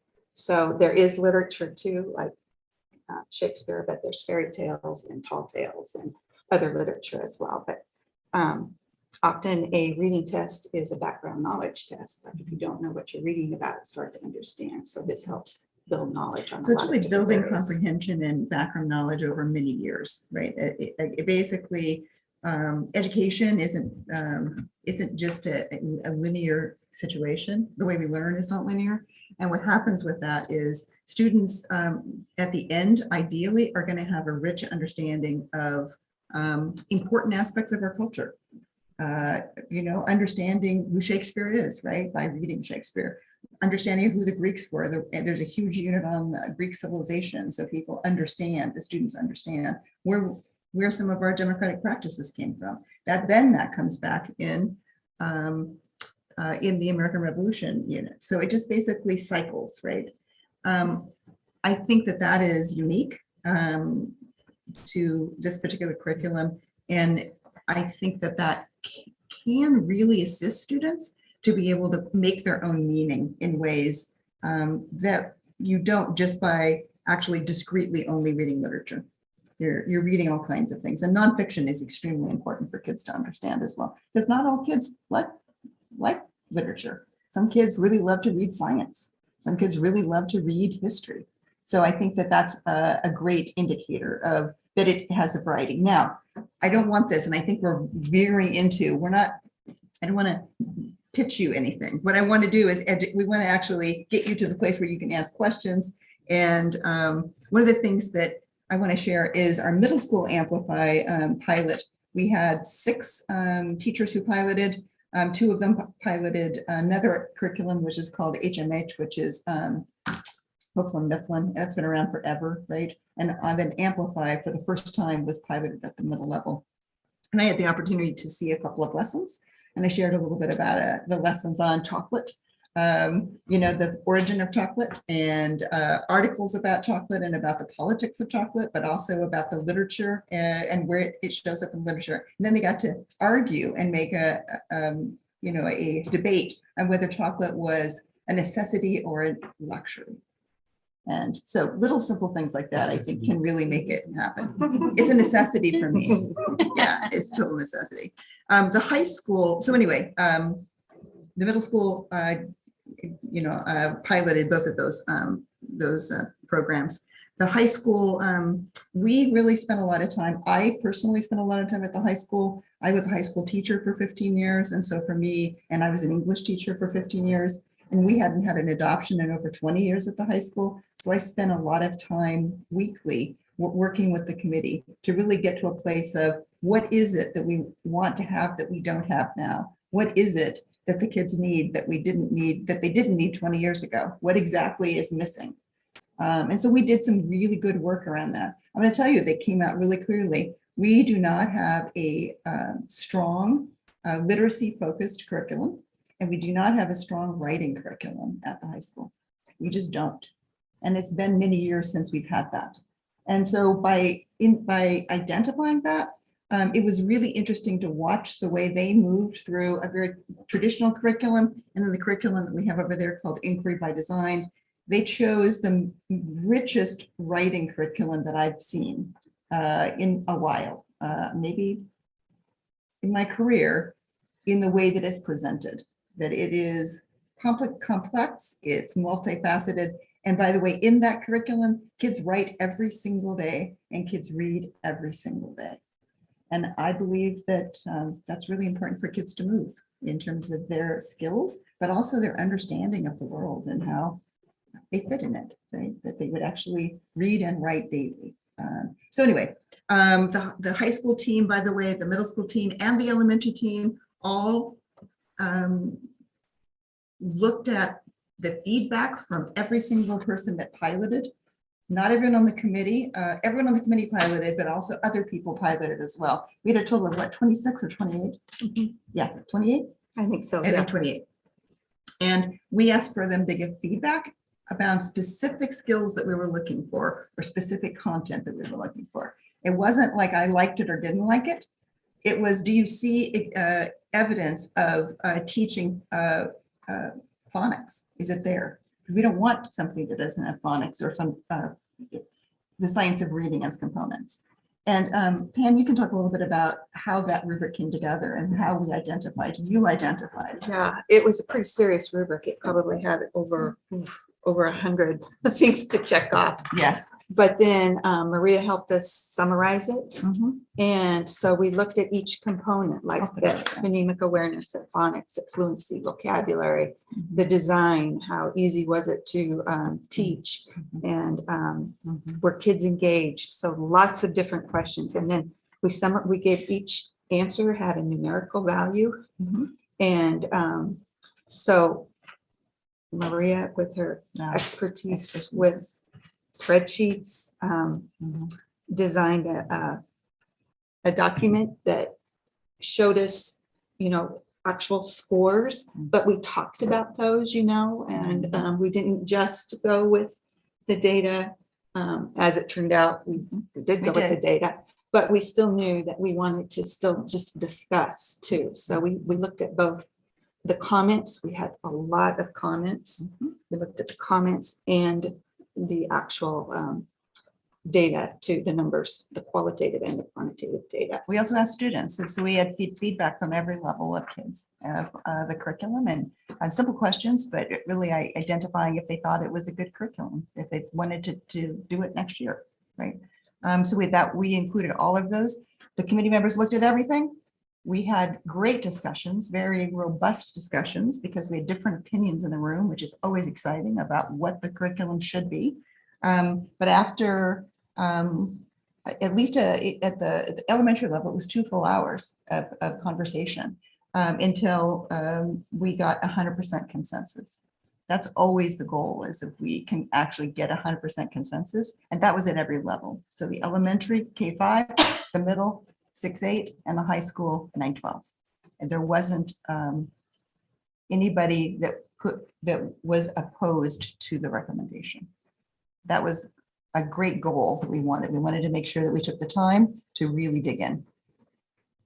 I got a question, Yeah. I don't like to look backwards. I mean, we can look at staff superintendents, for however long going backwards, but moving forward today. I know you two have been here, a long time. I'll just say that. Well, So as we move forward with this kind of curriculum and it improves writing skills and reading skills and all that kind of stuff, are we at that point now where is it fair to say that this would really help us raise the bar, in academics in Newberg, and so when people are looking at schools overall, they can sit back and say, this is something that, like I was really identifying with what Lindsay was saying.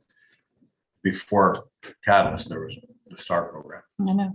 I remember Star. Mona Davis. Yeah, Mona. And I worked for her, and we could figure out how to get kids to pass social studies. Mhm. And they look at this big, thick book, and they were just like, done. Mhm. And they failed in the mainstream classes. And so Mona let me read chapters to the kids, and I'd have like 12 kids, and it'd be like Sunday school. And they just were soaking it up, and they all passed it, amazingly well. A big, thick book like that was kind of tough to read. So when you were saying that story, it's like, when you're that kid, whatever your reason is, but all these kids just blitzed through history after that. And it was really fun because they found it fun. They didn't find it fun to read it. They found it fun to understand it. Yeah. And then they moved through it and they understood it. So. I have a question. So I think this looks really great. I love the idea that our students are going to be more passionate about, linking all the different areas of studies and writing and reading about it. I have a question about, the implementation. So for our current students, say a student that is on 6th grade right now, that is going to 7th grade, and he's going to go into this new curriculum that it's a little bit different. It's a little, right, I want to make sure that, or even at the high school level where there's going to be more critical writing, is there a plan to close the gap between where the student is right now and their capabilities of right now of the current curriculum to be able to meet the needs to truly execute this new curriculum? And I'm going to call it a transition, right? From I'm sure you guys have been talking about it. Can you tell me a little bit about that? So I would say that no curriculum is 100% effective. I'm just going to say that. No curriculum I've ever worked with has been perfect. There's no such thing. There are weaknesses and strengths in any curriculum. I would say also that curriculum is only as effective as the instructional strategies in the classroom to make it come alive. And so when we started talking about implementing a new ELA adoption and a curriculum that would push our kids to higher achievement, we talked very specifically about professional learning as being the framework, the foundation of that. And that we are not just buying books, we're also developing a professional learning plan for multiple years, right? That it's not just one time that we learn about this curriculum and then we walk away, because teachers have to be fed on a regular basis, just like not fed literally, what kind of? You better have some cookies in the staff room. But what we want to make sure we do is that we are providing teachers with the knowledge, the skills that they need to make this curriculum come to life for kids, but be effective. And that's what you're talking about. The implementation, I believe the implementation is way more important than the choice. Right. I mean, you can make anything work. I really believe that if you have good implementation and you have a very focused instructional set of strategies that we know work for kids who are in the gap between where they are right now and where we need them to be. That's the most important thing. It's like a triangle. You have curriculum as one aspect of that bottom of the triangle. You have instructional strategies as the other portion of that. And really, the sky's the limit when you have those pieces in place. It's hard work.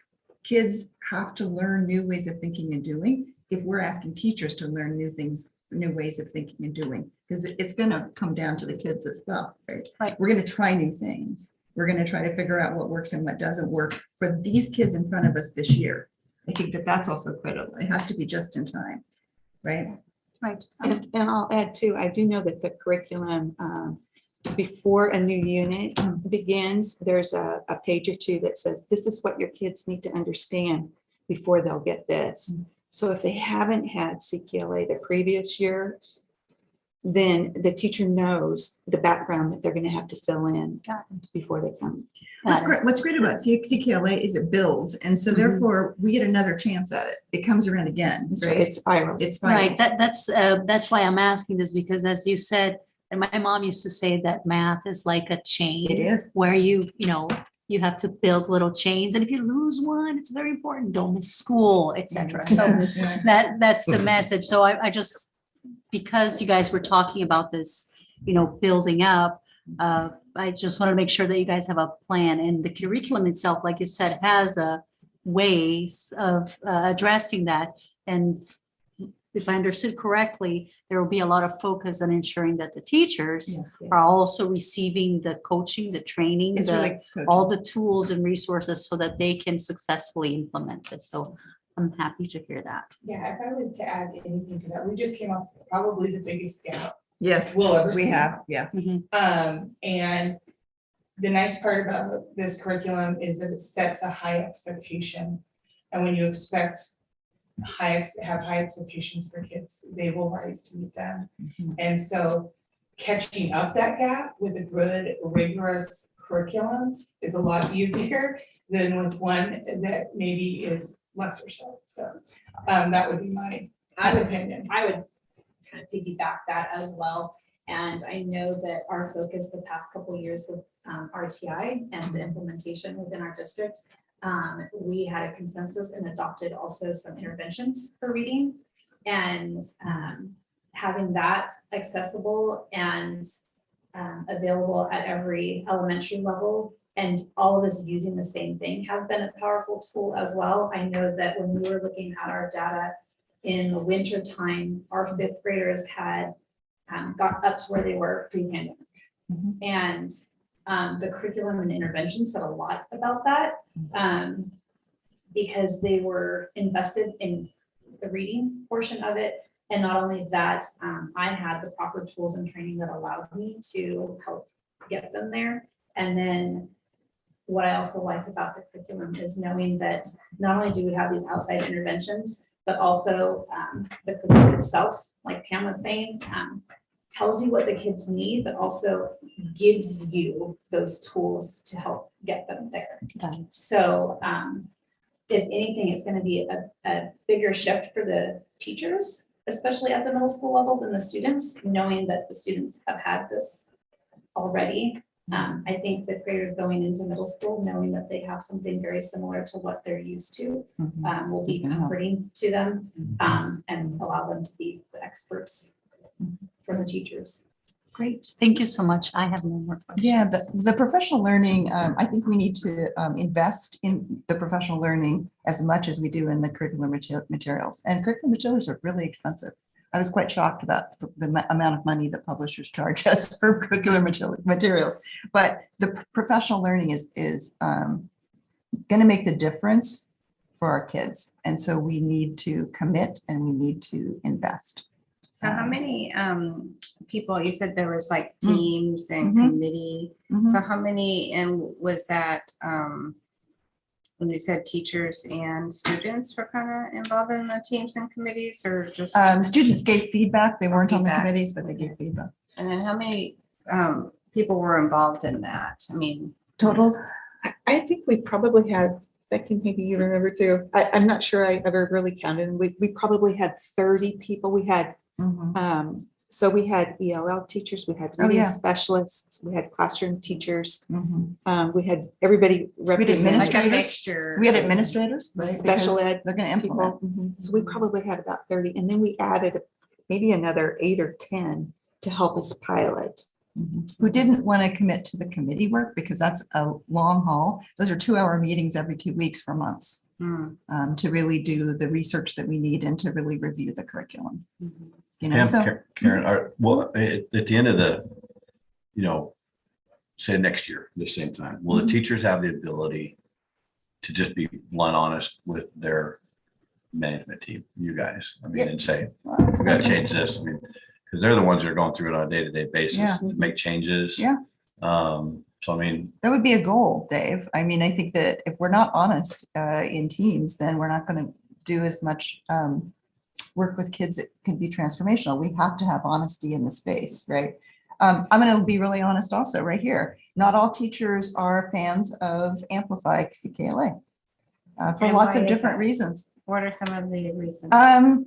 I would say that ones that I have heard, and I've had many, many listening sessions with people who have concerns about one thing or the other with Amplify. If sometimes what I heard teachers say is that it feels too restrictive. It means that there's a routine or a ritual that goes with it. There are implementation pieces that are non-negotiable to the curriculum, and they feel like they can't be as creative as they want to be. That's, I think, about PD though, how you can actually be very creative depending upon, but that's just my perspective. I wanted to hear them.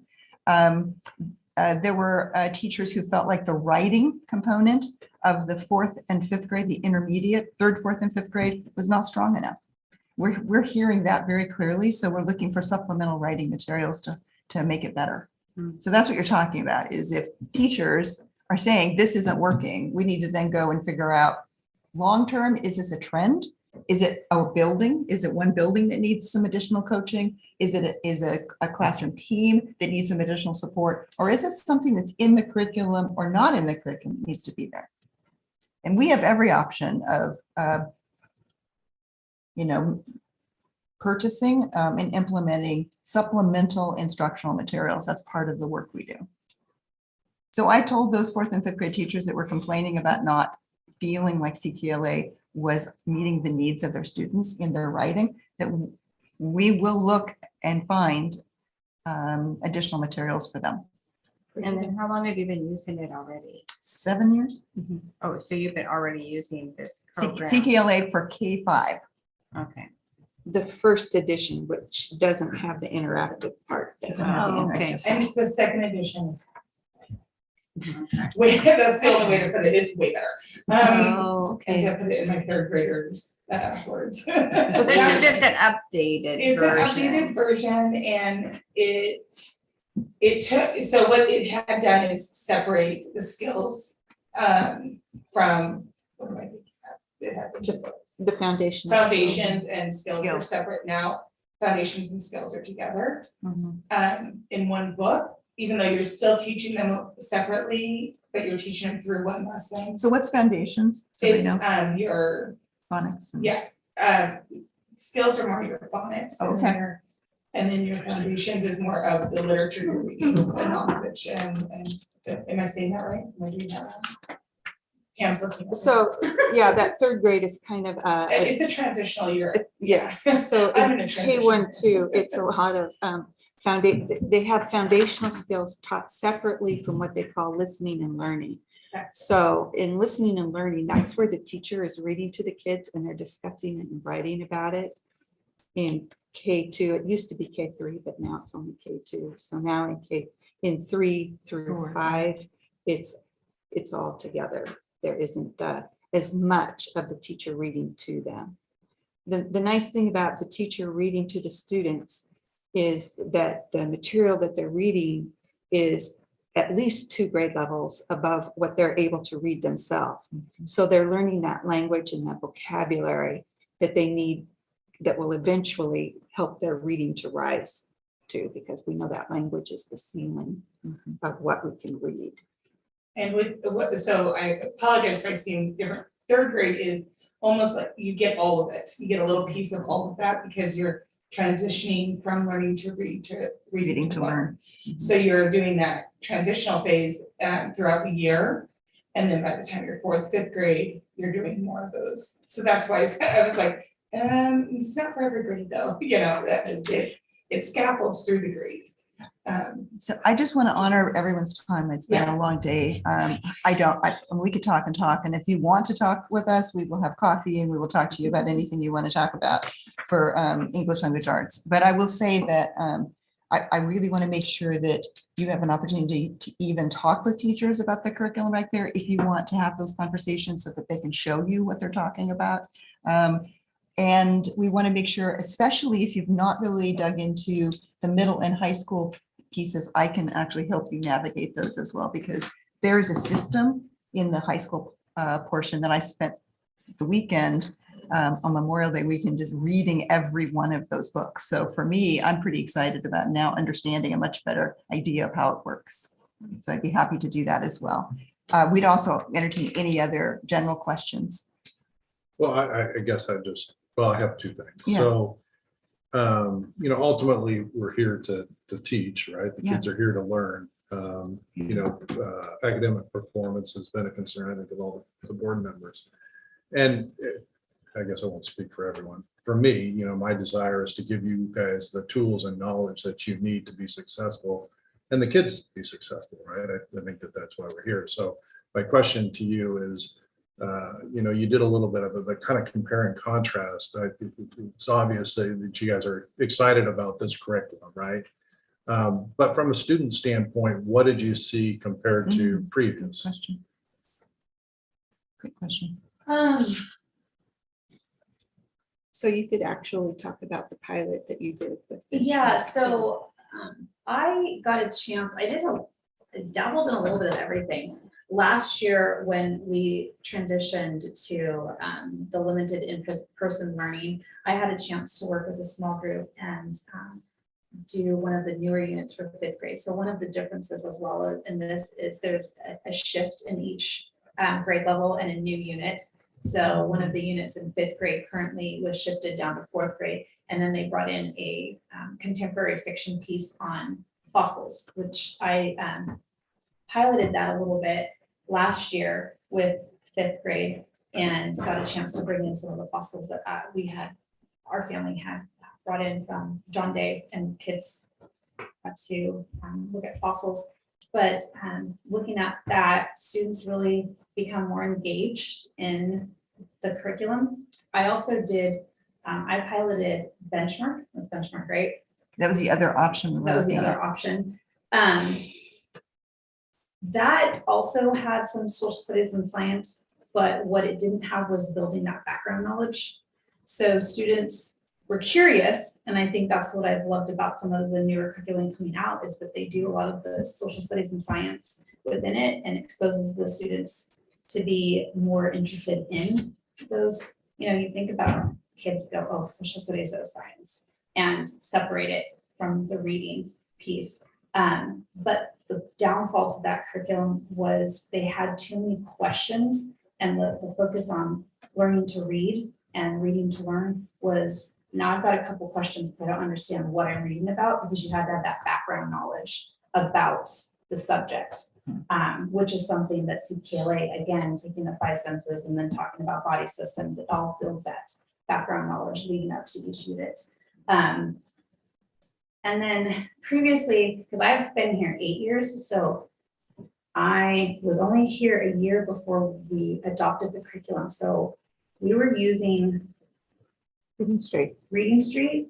So the difference being, a lot of the older curriculum is you teach the strategy and then you simply read small books, stories, a lot of fiction, and practice the strategy. It's not as engaging for the students. You don't have deep discussions on the nonfiction piece, which is something that Amplify gives them. The units still has some fiction in it.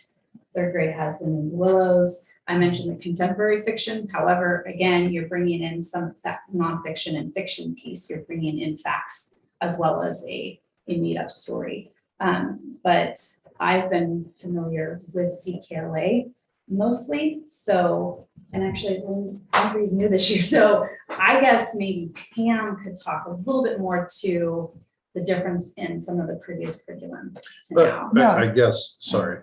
I guess specifically, like the kids, you since you teach different grades, have you seen a difference in engagement between kids with this piloted curriculum and the previous one, and their performance? Well, we're not changing too much with this group, not changing a lot with this adoption, except for, yes, CKLA 2 is, as I said, better, more more engaging, but it was engaging before. So I worked in a district where we used a different curriculum, and it was very much like Regent Street, where it is, I would say, scripted throughout the day, and everything is very much very same routine, very same, and the kids just get almost monotone when they're repeating the vocabulary, and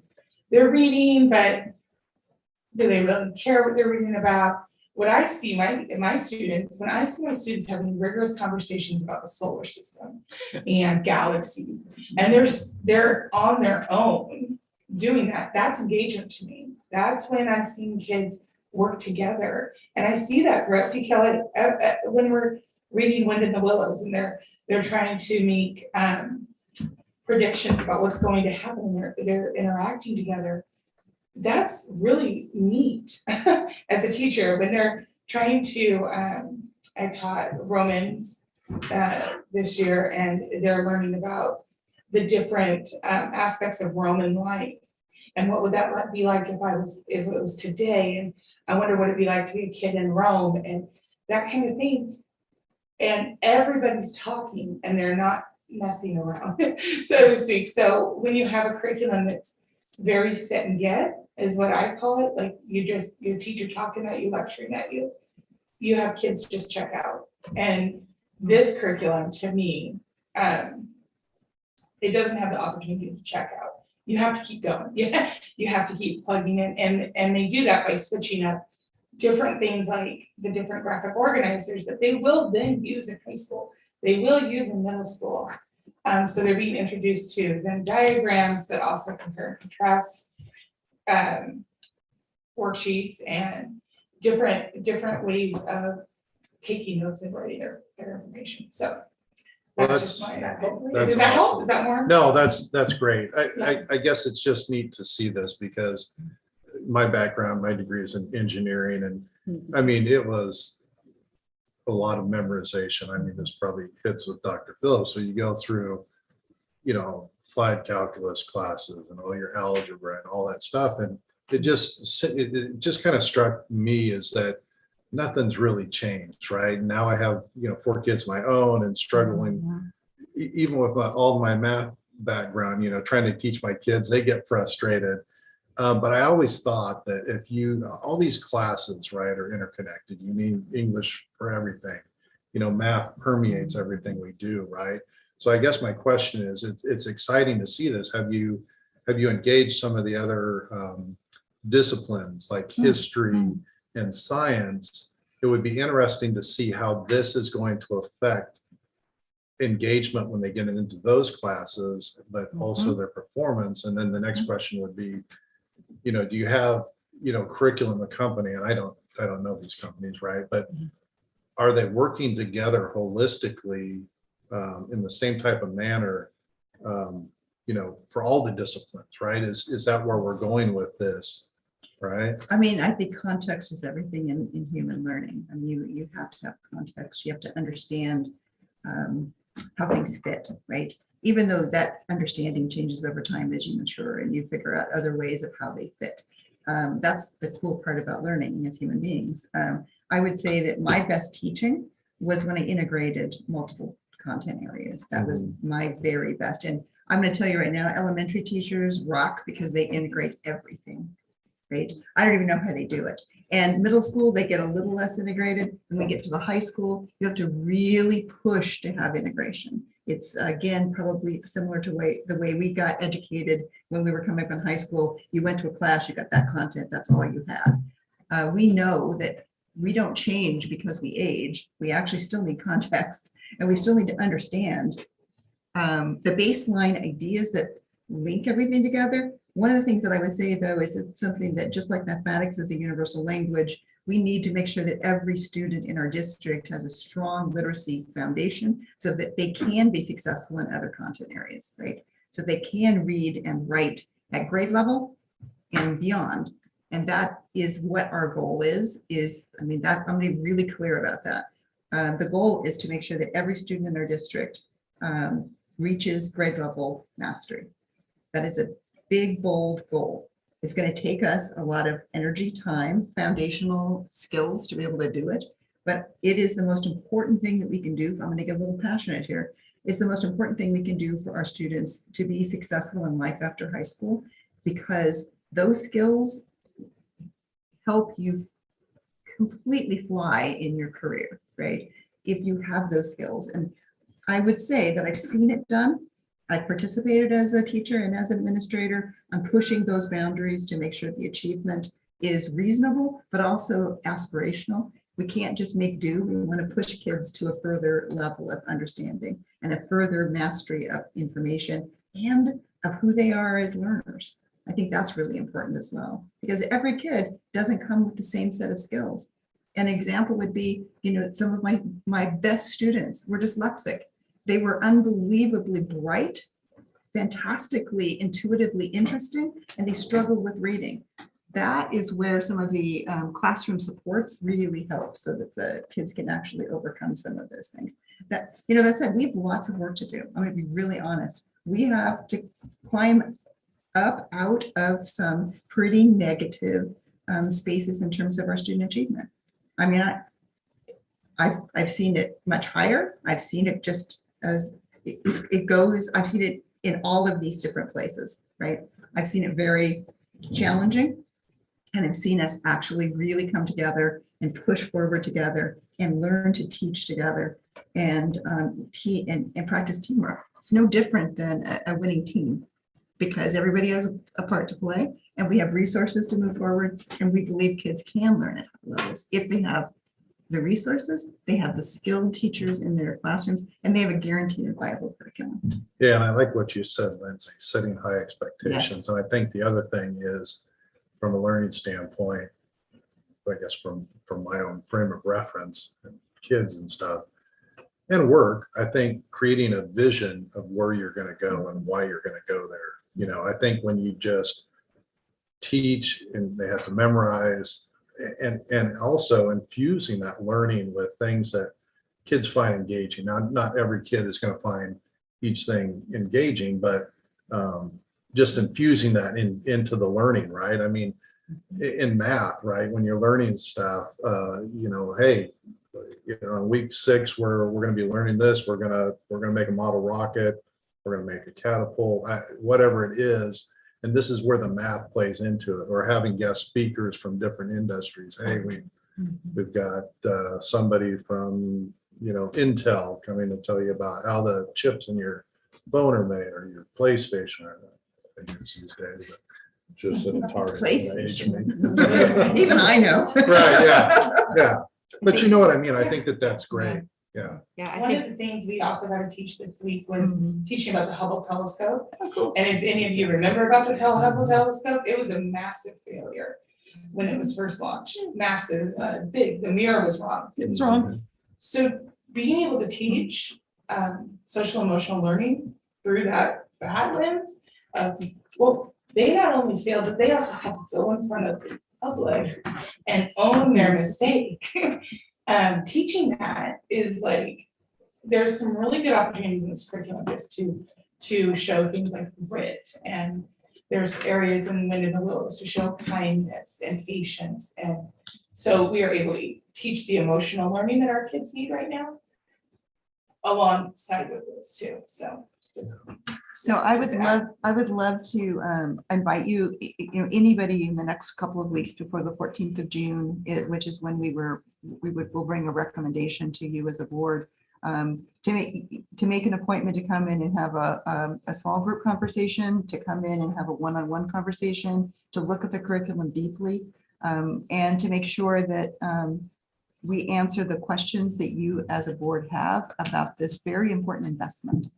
So I just want to make sure that you know that this isn't a one and done deal. This is actually the next 2 weeks. We will clear our calendars and we will talk with. Here, can I just ask one question, and maybe we could stop on this one? Yes. Because we're running late. We're late. I mean, just a ballpark cost figure.